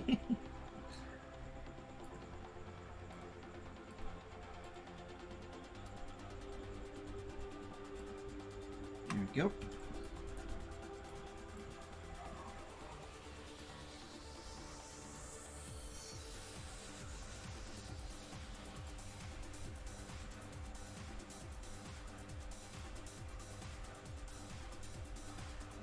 Okay, this needs to go more to the side.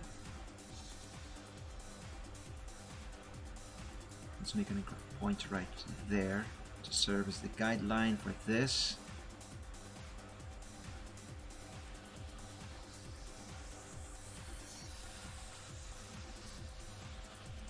Yeah, that seems better. Much better.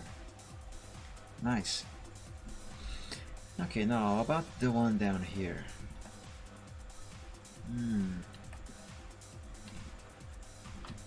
That one is on the bottom. Perhaps if I do this. Just this. Nothing else.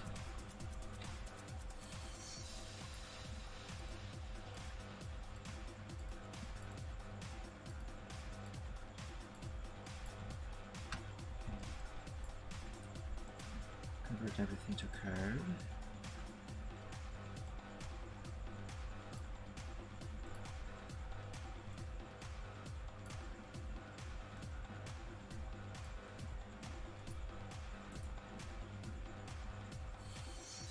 Yeah, I have just one bit showing on the side like this.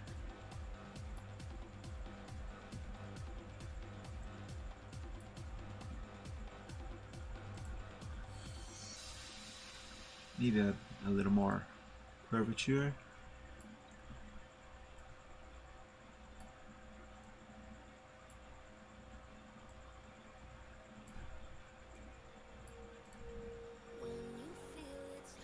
Yes, there we go. That is done. So I think this should be it for his mane. So let's select all of these blue things that I drew here. Group them together, like so. Yep, there they are. Save. And let's export them.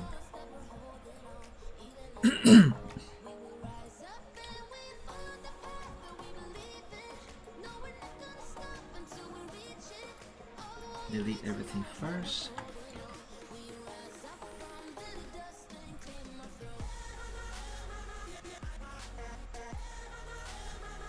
Only the line arts, not the guidelines. Okay, now I have just Thunder's name. Oops. Thunder's name. Streaks, yeah. I'm using the term streaks. Streaks. Now let's import that into Photoshop. The heck did I do? Oops. I meant to press Ctrl O, not Ctrl I.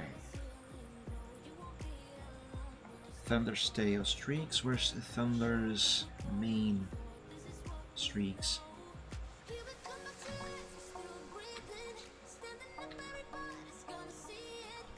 Thunder's head, left side here. Main. Copy this. And that one should go on this layer. Main streaks.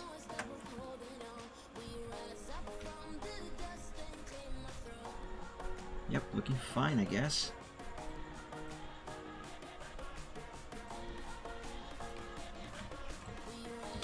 Gotta remember to remove the guideline.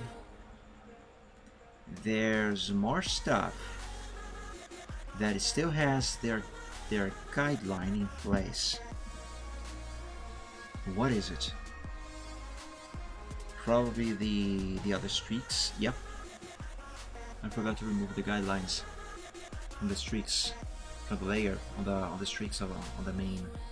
I mean the tail. Okay. Now I just got to do the same thing for Silvertrot. I'm just gonna close this without saving and open again. It's gonna be quicker. Drink some water.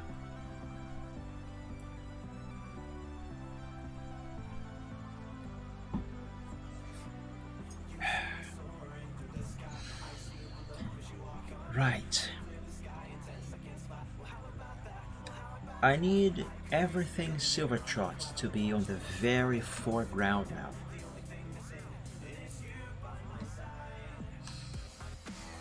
Which means everything that belongs to Thunderskies must go to the far back. Let's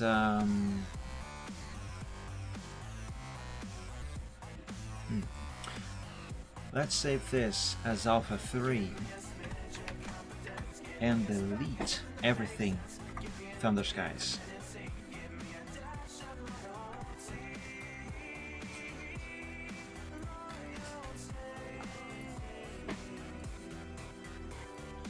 Let's have just Silvertrot in sight.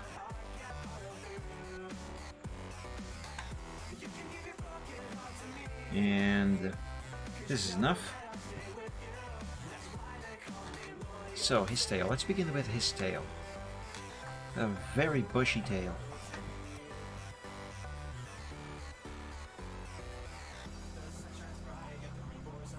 His tail has very similar stripes. Streaks. Keep saying stripes. He's not a zebra. He's a unicorn. Has a very similar streaks to the ones that Thunderskies has, though his are obviously different. While Thunderskies has one starting somewhat here in the middle and ending on the end there, the equivalent one on Silvertrot's tail actually starts at the bottom of the base of his tail, goes around the side of the tail and ends still on the side, on the very tip of the tail right there. I think I'm going to do that one first.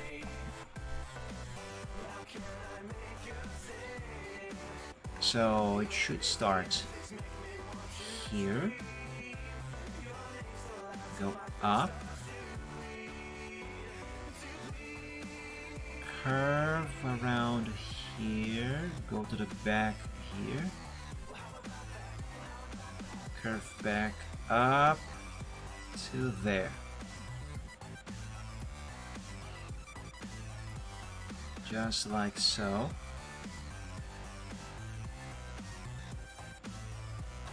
And oh, wait a second, I made a mistake. This anchor point, I set it to be the back side.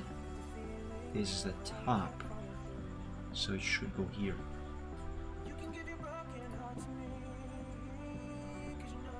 Now then,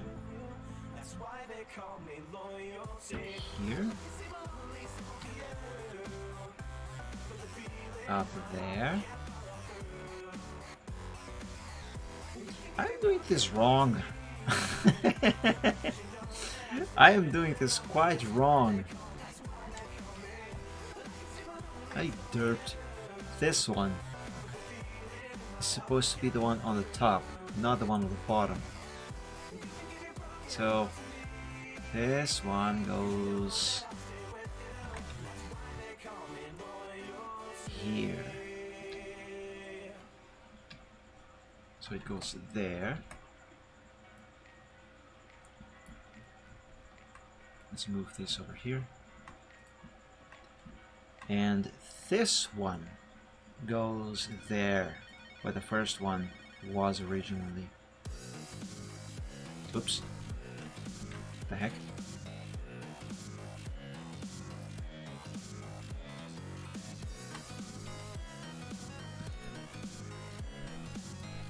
Okay. Now let's give this the curves that it's supposed to have. Let's begin here on the bottom.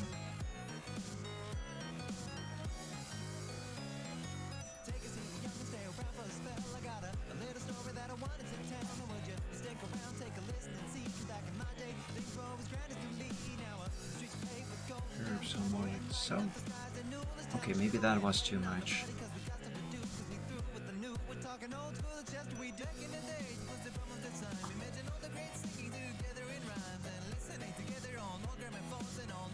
Curve this around.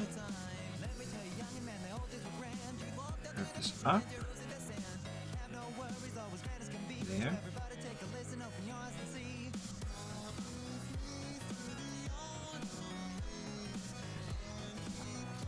No, that is wrong.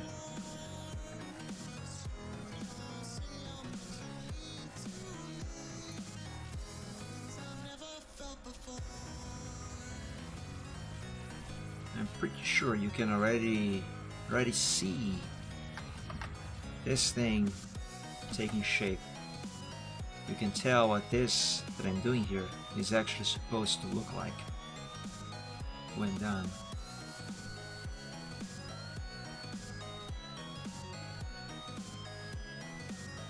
Okay, curve this like so.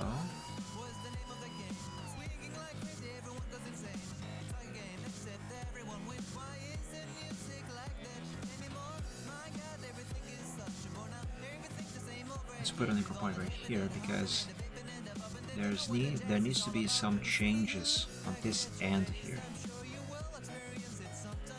Same thing here.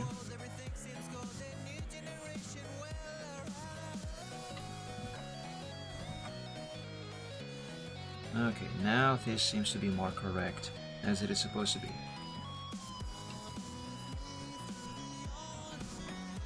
Thickness-wise, this area here is supposed to be a little thicker. So let's move this like that. This here, not so thick.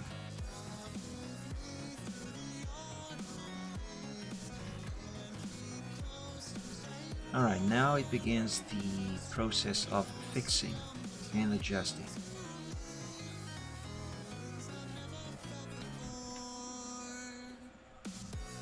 Oh no, that messed up.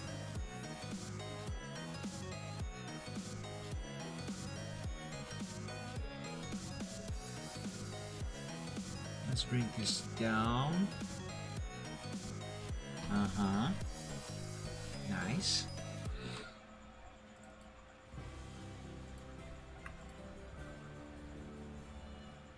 This seems to be just fine as it is. Let's just adjust this line here. And yep, remove that anchor point. Let's create a new one because you need to remove this one without messing up everything else. Yep, it's fine.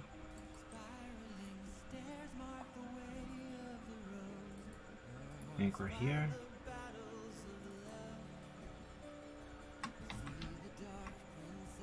Anchor there and remove this.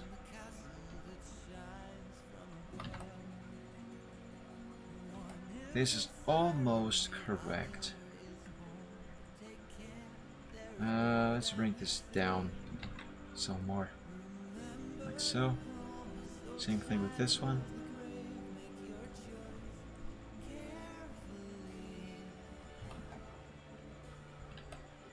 And actually, this one on the top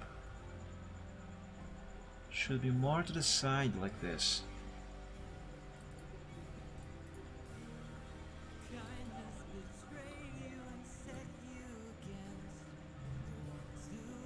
Curve this some more like this. Yes.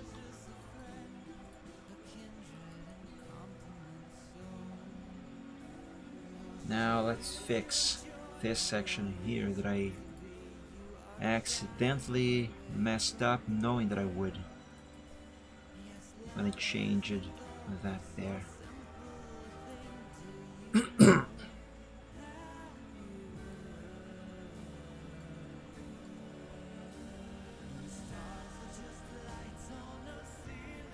This anchor point must go away. Either that one or that one. Either way, I will have to create one here and one there. Okay, that didn't really do much. That didn't do much either.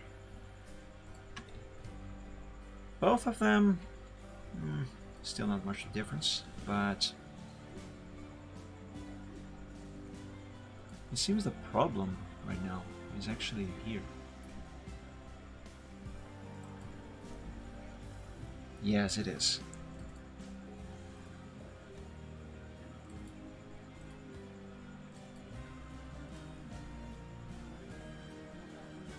Okay, now that line is correct as it is supposed to be. And actually I think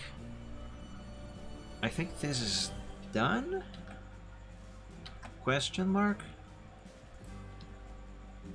Maybe bring this over to there some more.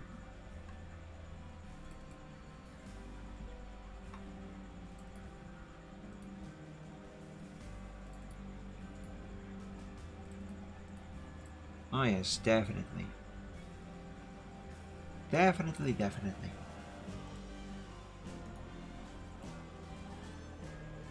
Wonderful. Wonderful. Very good. So yeah, this streak, there's one on this side and there should be another one on the other side of his tail, but because it is on the other side, it is not supposed to be visible. Actually,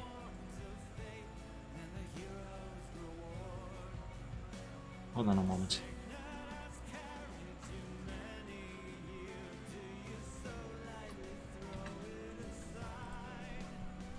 I think this should still be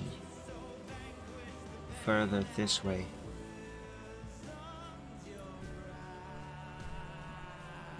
Yes, it should. It definitely should. So yeah, there is another one of this on the other side, but because it is on the other side and because of the angle at which we are looking at him, it is not supposed to be visible. So I am not going to bother drawing that one.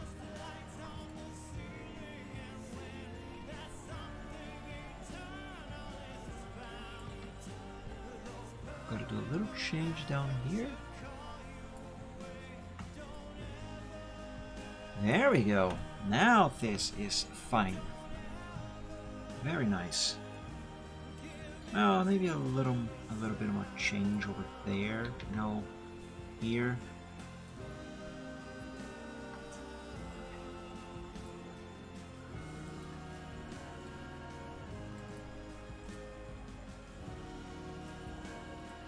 Yep, there we go. Now that is fine. And save. Let's do this one here. Now, if I recall correctly from drawing silver, with this one seen from the back, it should be kind of like this. Kind of like this shape. Let's see, how do I do that one?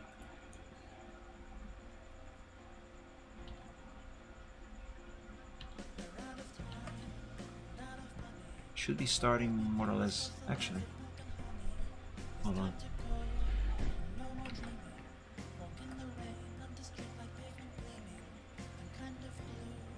up like this.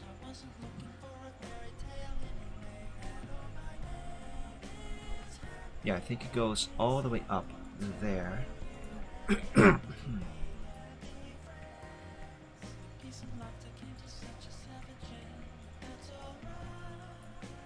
Before I finish this here, let's do from this side.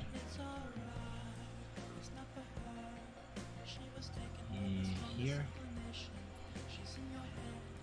And then it goes to the other side. Now we can do this here. Ah, frick. I hate it when I misclick. Like that.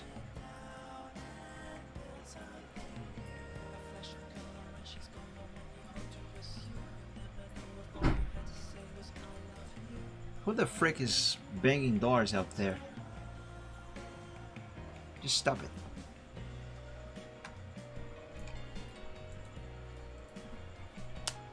Okay, hopefully this is correct. Now, let's curve this here first.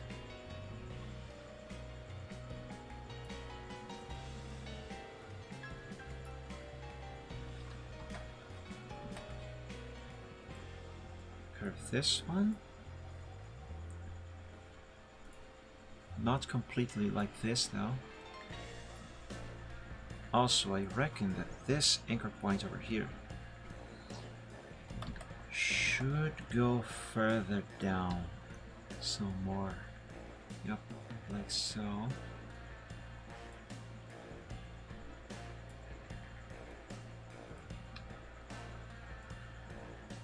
And this one can curve all the way like so.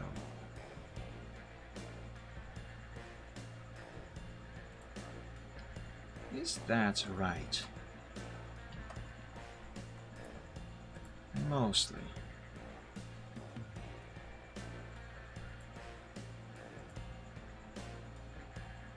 Yeah, this seems a bit better. Let's change the position of this anchor point up here.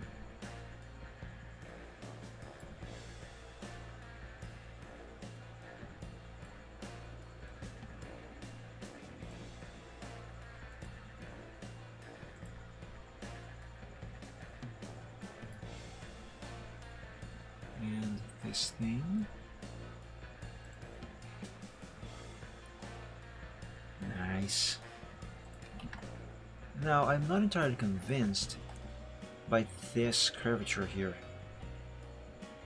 I know that looking at the reference sheet over here, it doesn't look like it should be that way, but again, we have to consider the shape of his tail and the angle at which we are looking at it.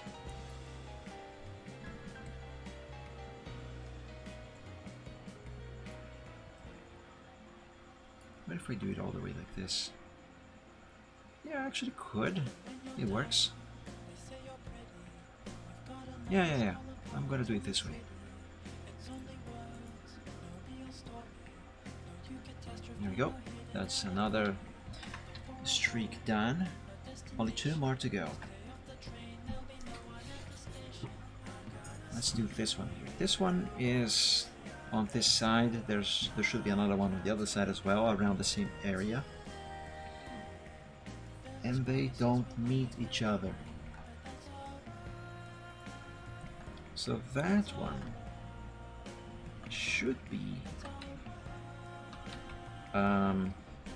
actually, I think I'm going to do this one here first. Although that one is not going to be very visible.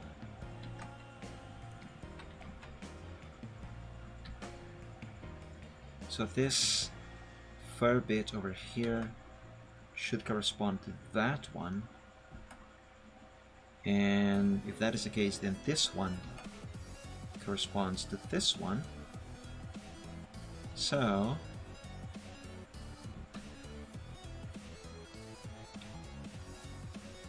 the streak should be ending more or less around here.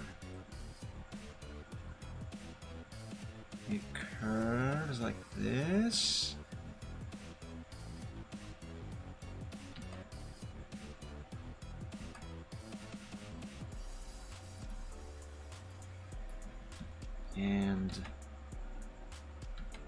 should end right about here actually.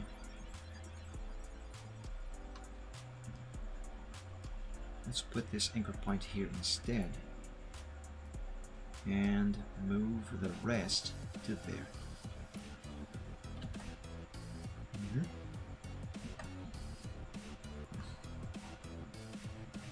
So this goes like so, and all the rest here, all this entire area is going to be completely enclosed by this streak.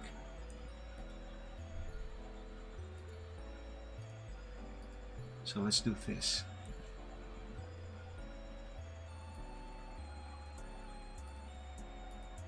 Oh my god, I did it again.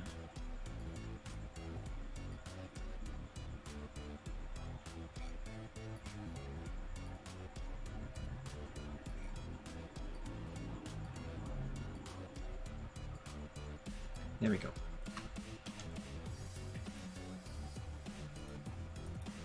What do you mean close curve? I have closed. Oh, there we go. Right. Curve this, curve that, and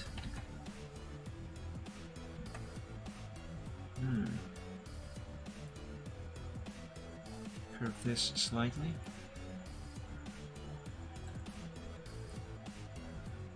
Like that, I guess.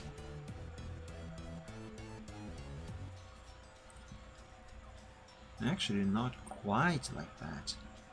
More like this. Oops.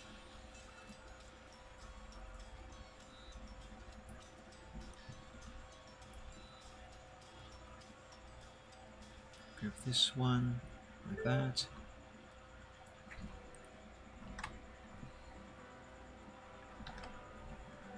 And okay, hopefully that should be correct.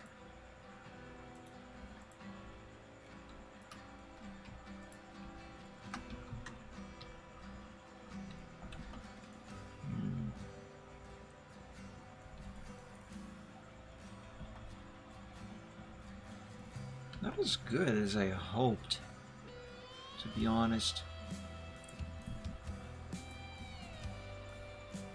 I think this here, this curvature is wrong.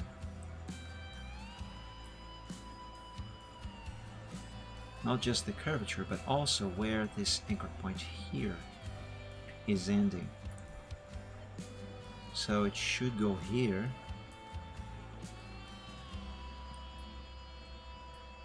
And this should curve, whoops. This should be more curved.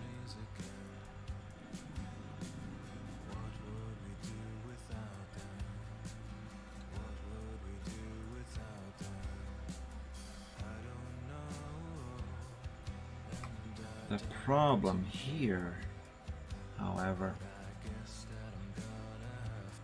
is, there is a problem here, isn't it? Isn't there?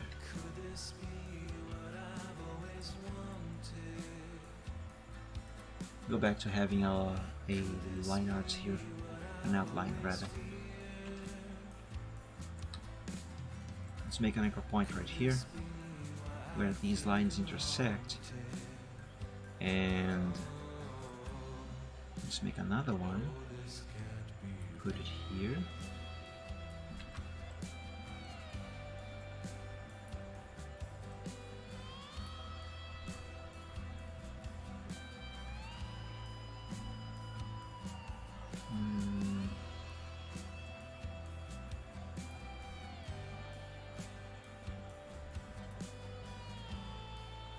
Now this one might be able to be curved like so.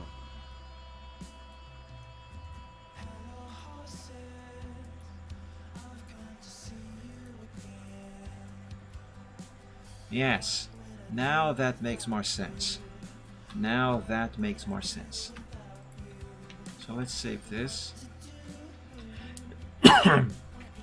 One more streak, and we are done with Silver's Tail. So this one here now. Oh my god. I pressed the wrong thing.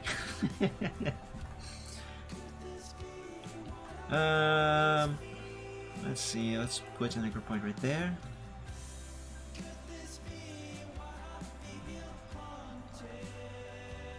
And yeah, like this.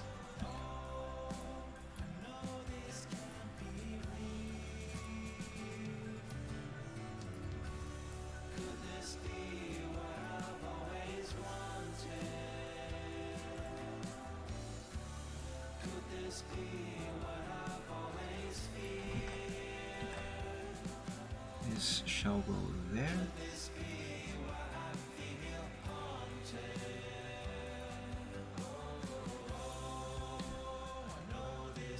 And there we go. That is it for Silver's tail. So let's select all of this, group them, and then export. Nice.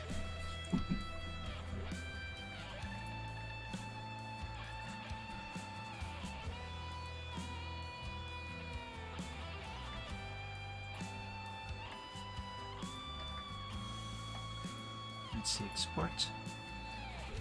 Let's call this file Silver's Tail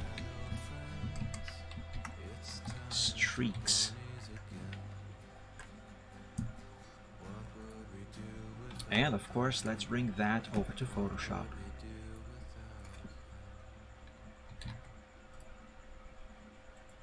Let's go to Silvertrot's group over here. Where's his tail? There, tail line art, so this goes right here. Tail streaks.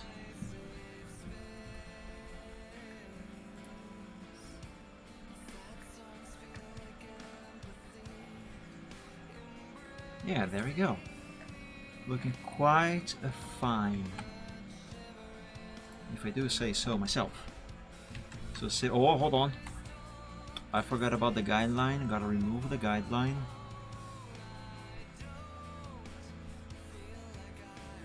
There we go. Now I can save this. Also, let's close these open files over here because these here are no longer necessary. Let's go back to CorelDRAW.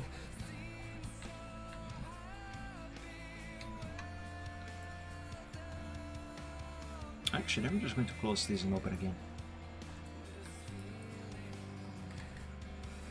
Here, Alpha 3. Excuse me. His main. His main is separated in two parts. Very well. Let's begin with this here that I have highlighted. 1, 2, 3. 1, 2, 3.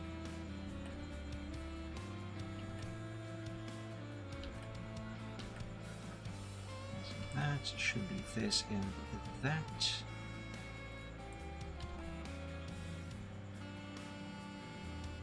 Alright, let's begin with this one here.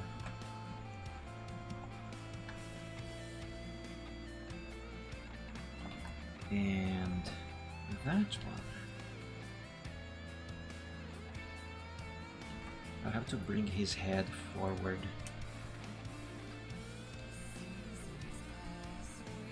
There.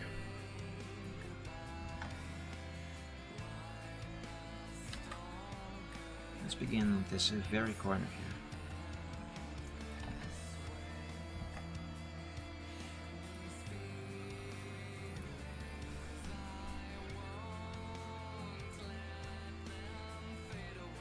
This goes there.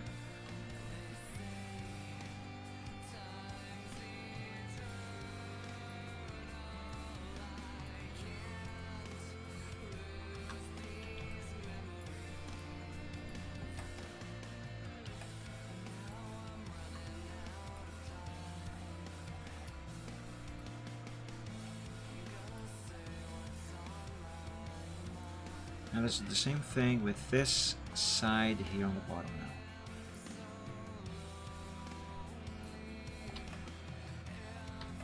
now. Yeah, that is mostly correct. This can be a lot better.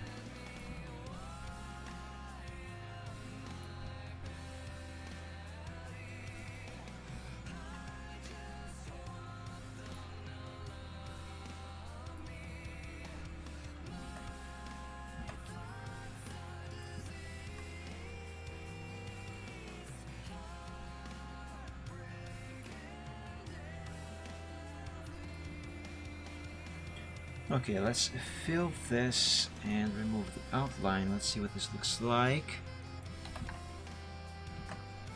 Yeah, a little touch up on this part here should do wonders. Some over here too.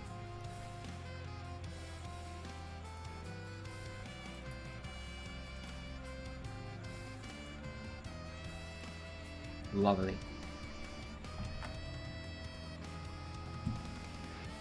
Actually, this is not supposed to curve like I have just done here. What the heck am I doing? Wow, that anchor point went very far away. Huh. Let's just delete it.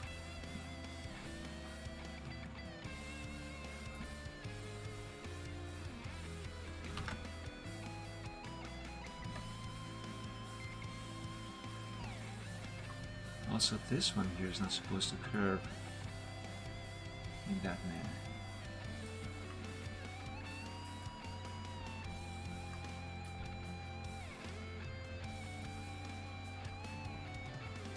This is the way this stripe, this streak, I keep saying stripe.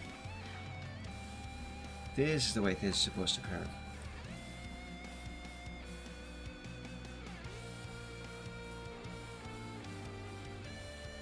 See, stuff like this is one of the reasons why we artists, even why we artists use reference sheets every now and then, even for our own characters. There's always some detail here and there that might be forgotten.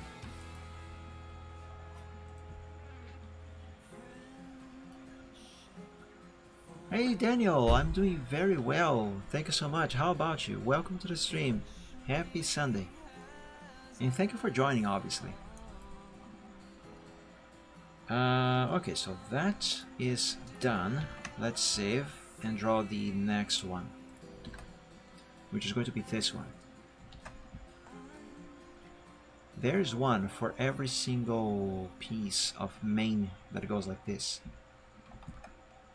So yeah, this is just a curve. So let's begin here. Go there. Let's set this to hairline thickness and send the other anchor point. Let's see, it's going to curve around like this. Should end right about here, more or less. Well, let's just drop it there. Why the heck not? Okay, now let's give this a shape.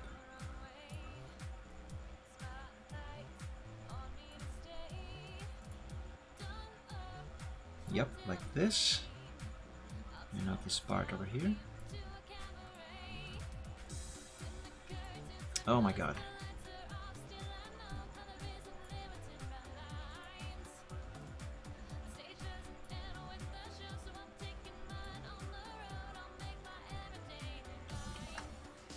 Yeah, that seems to be right. Now, let's make an anchor point here. And another one there. Move this so everything is hidden inside of the black lines.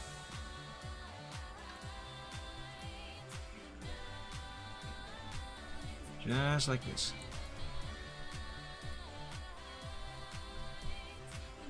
Put that there.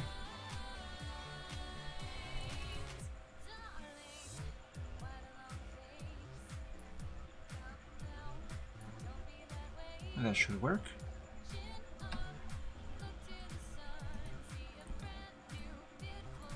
Okay, now just a little bit of tweaking here. And it should be done with this streak.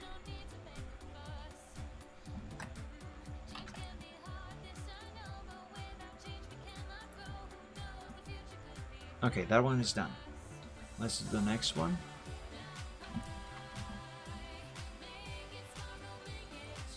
Same way that I have done this last one. This one, however, I'll do like this. The reason why I'm running this line over here in particular is because around here is where his head should be.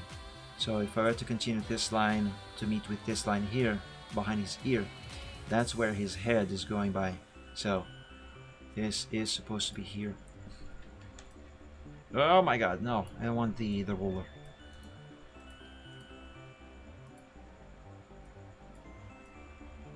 Again, curve and curve.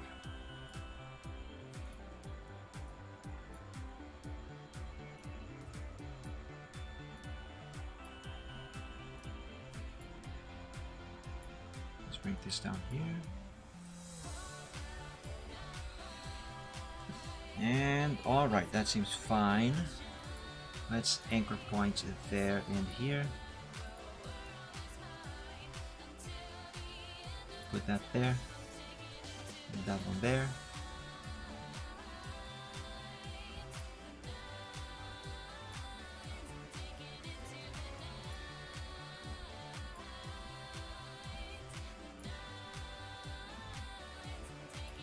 And voila!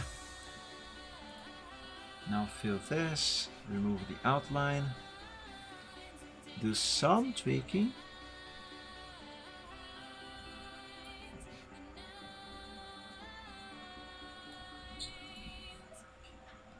Maybe a little more curve over here. Like this. Yeah, that seems fine. Okay, so those are done. And this belongs to one layer. So let's not merge, group them and export. Did I save? Hold on. Group, save. Okay, now I can delete the stuff.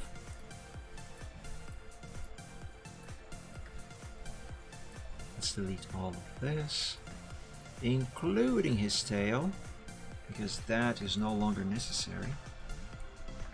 There we go. Now we have just the stripes, the streaks of his mane. Let's export this and call this file Silver's Mane Streaks. 500 resolution? No, no, no, sir.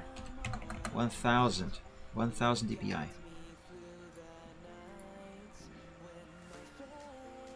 Now let's import that into Photoshop.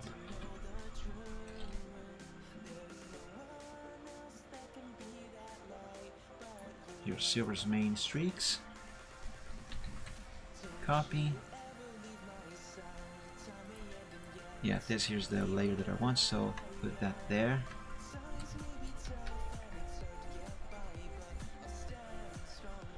Excellent.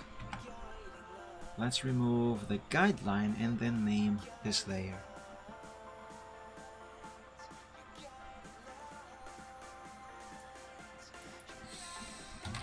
Mane Streaks. And save. Now let's close this without saving. Open the file again.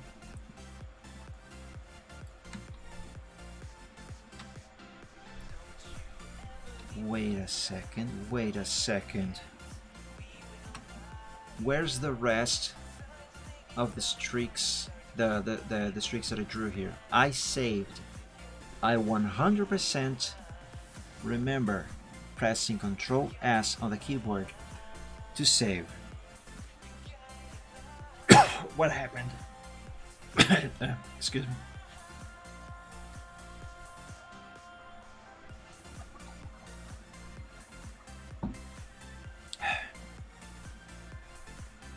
What happened?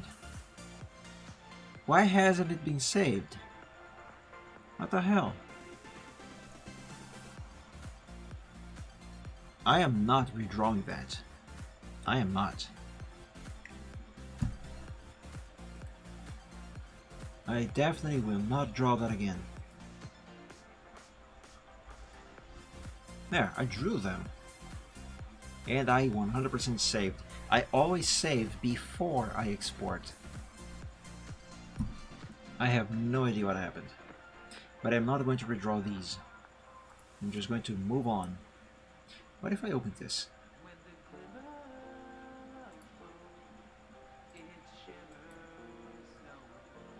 Yeah, no. Wait. Did maybe I opened the backup file instead of the actual Alpha 3? I did. I'm an idiot. There they are. Oh well. Let's draw now the remaining streaks for the mane on top of his head. And should be only one actually. Yeah. Should be only one. Oh. The head line art being black is going to confuse me. There. Now let's bring this forth. There we go, that's better. Hold on. Okay, so this one is actually a bit different from all the others, because this one should actually come all the way to the front of his mane.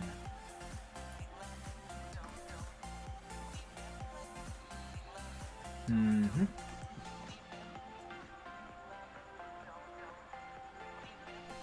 now back up.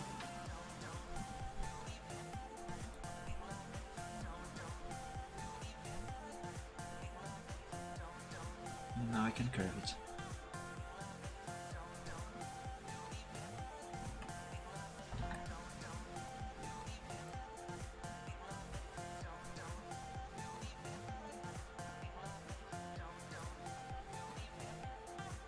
I just gotta get this curvature correct, and I will be done with the streaks. I'll finally be free to finally begin the coloring process.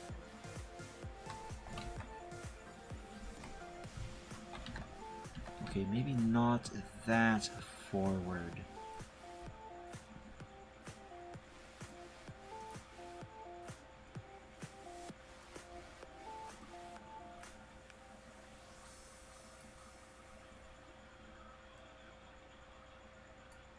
Let's do this. There we go. Again, save. Save first and then delete everything.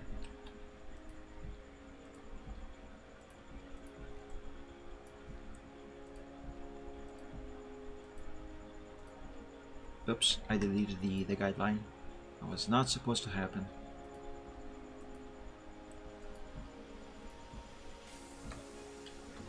There we go, now let's export. Silver's main head streak needs only one. 1000 DPI. And close this without saving. Just to make sure, let me open Alpha 3 again. Yep, there we go, everything's in place. Excellent. Now, hopefully, I am really not going to need CorelDRAW any longer. So, let's close CorelDRAW. Let's also close Paint, because that is not going to be needed anymore. Let's go here back to Photoshop and import that piece of mane.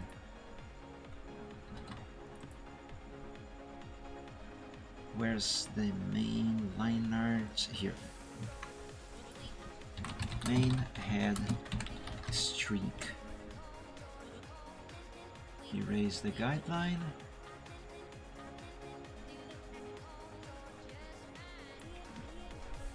And save. Now let's hide. Let's rename this General Sketch and hide it. Save. Technically speaking, this is ready to begin coloring. I don't have to prepare anything else, although I will move Silvertrot's pickaxe a little bit to the position it actually is supposed to be at. It should be on his side over there. Yeah, put it there. And save. There is one thing that I would do before I effectively begin coloring, which I will do on the next time I work on this, so not today. I will just color the streaks on both characters. I will color those the color they are supposed to have. So let's see, Silvertrot's main streaks. So those there. Let's grab a hard round brush, bigger size, a little bigger. That's fine. Color-wise, I need this light shade of brown. Let's lock the layer and do this.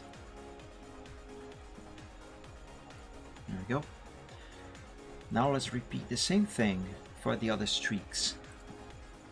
So here, the streaks on the tail.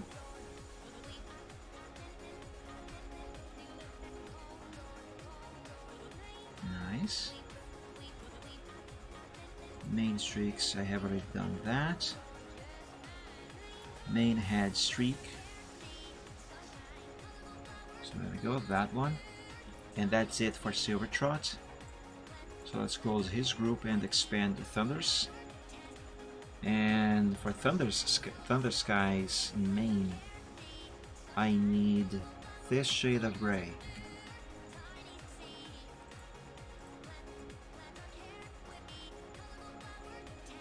Because that is the color of the streaks on his fur. His mane and tail, more specifically. Here, mane and tail streaks. And there we go.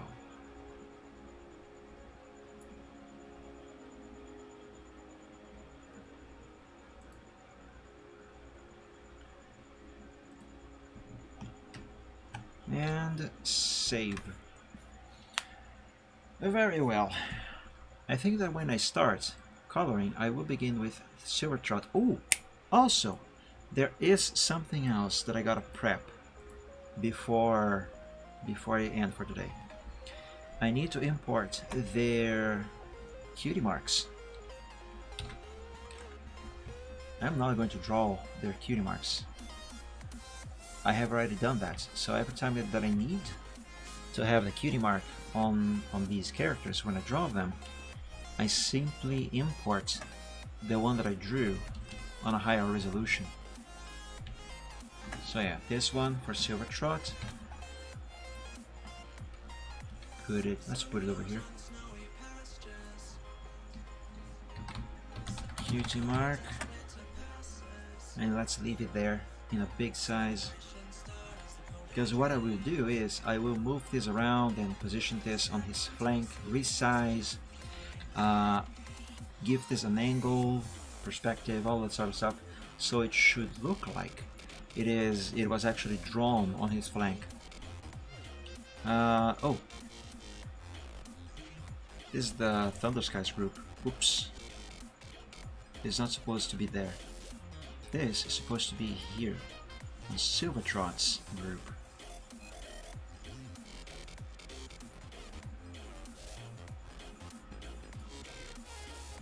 Let's put here on top of everything. Yep, Now I am going to import Thunder Skies. Cutie Mark.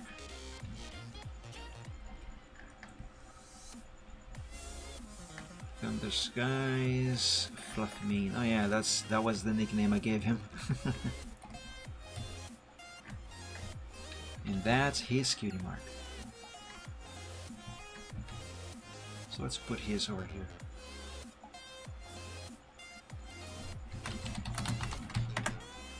Actually, I should name these as Sample. Cutie Mark Sample, because I will keep these big ones in the original size as a backup, while the one that I'm actually going to apply to the characters is actually going to be a copy of these that I will manipulate. That way, if I mess them up, I don't have to open the file every single time that I need to restart the process. You can just pick them back from here. Let's do the same renaming to silvers. Cutie Mark Sample. There we go.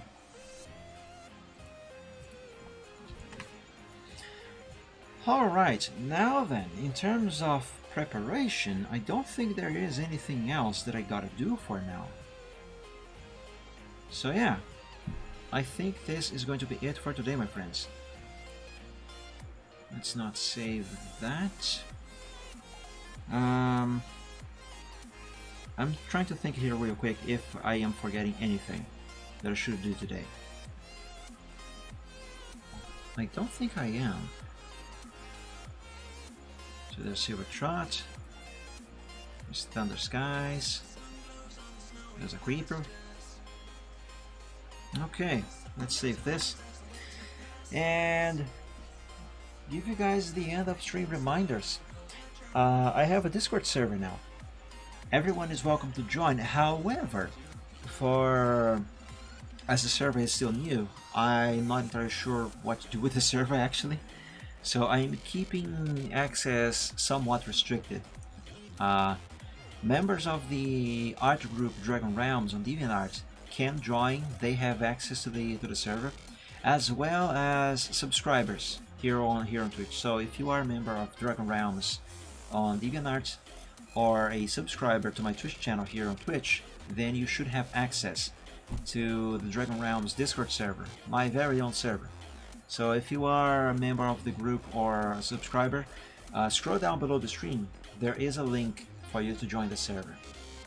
I am going to open the server to the general public in the near future, but for this first moment, I am keeping it a more like a VIP experience of sorts. So yeah, also, I live stream every week on Wednesdays and Fridays, as well as Sundays, obviously. I play a different game on Wednesdays and Fridays, and I draw live on Sundays, just like you have seen today. On Wednesdays, the stream should start at 8 PM Eastern Time, on Fridays at 7 PM Eastern Time, and on Sundays at 3 PM Eastern Time. The streams on Wednesday, it is important, in case you don't speak Portuguese. The streams on Wednesdays are always in Portuguese. However, the streams on Fridays and Sundays, those are always in English. So there's this little distinction there. And what else? I think that's going to be all for today. So my friends, thank you all so much for joining me today. I hope you had fun. I hope you have enjoyed the stream. I had a blast chatting with you guys. And yeah, I hope you guys had as much fun as I had. So thank you all. I wish an amazing rest of evening, whatever's left of the Sunday, if it is still Sunday for you. And of course, I wish you all an amazing week. So until we meet again on the next stream, God bless you all, stay safe, stay healthy, and hopefully we'll meet again very soon. Until then, have a good one. Good night, bye. Good night, guys. Good night, guys. Bye.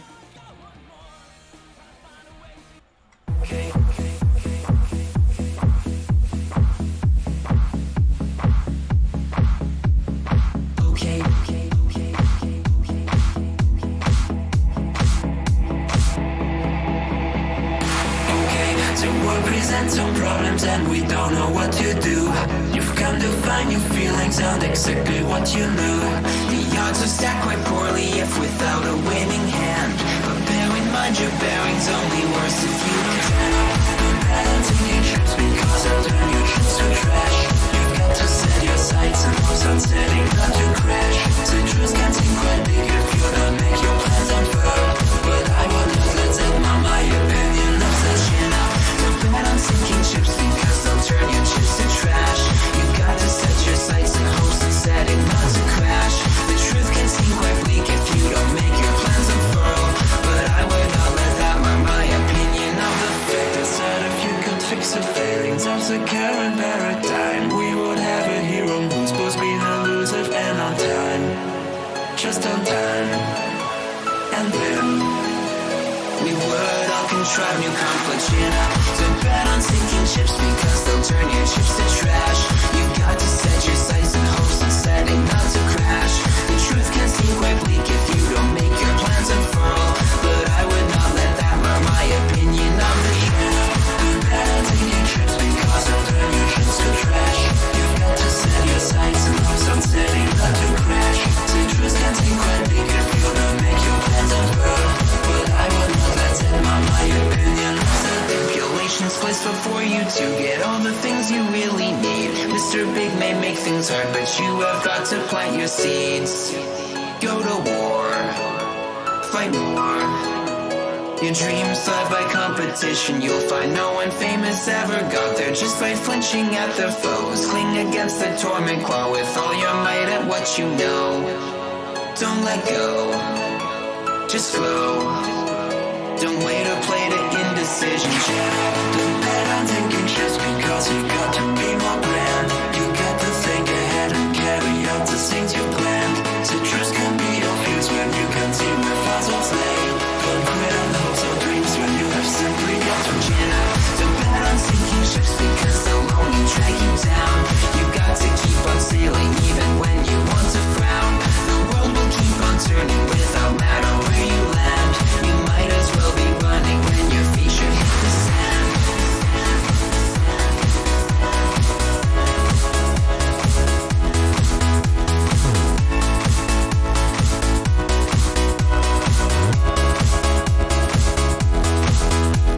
Shut up, don't bet on taking trips because you got to be more grand.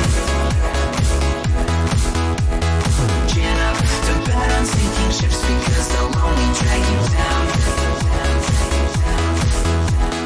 Chin up, don't bet on sinking ships because they'll turn your trips to trash.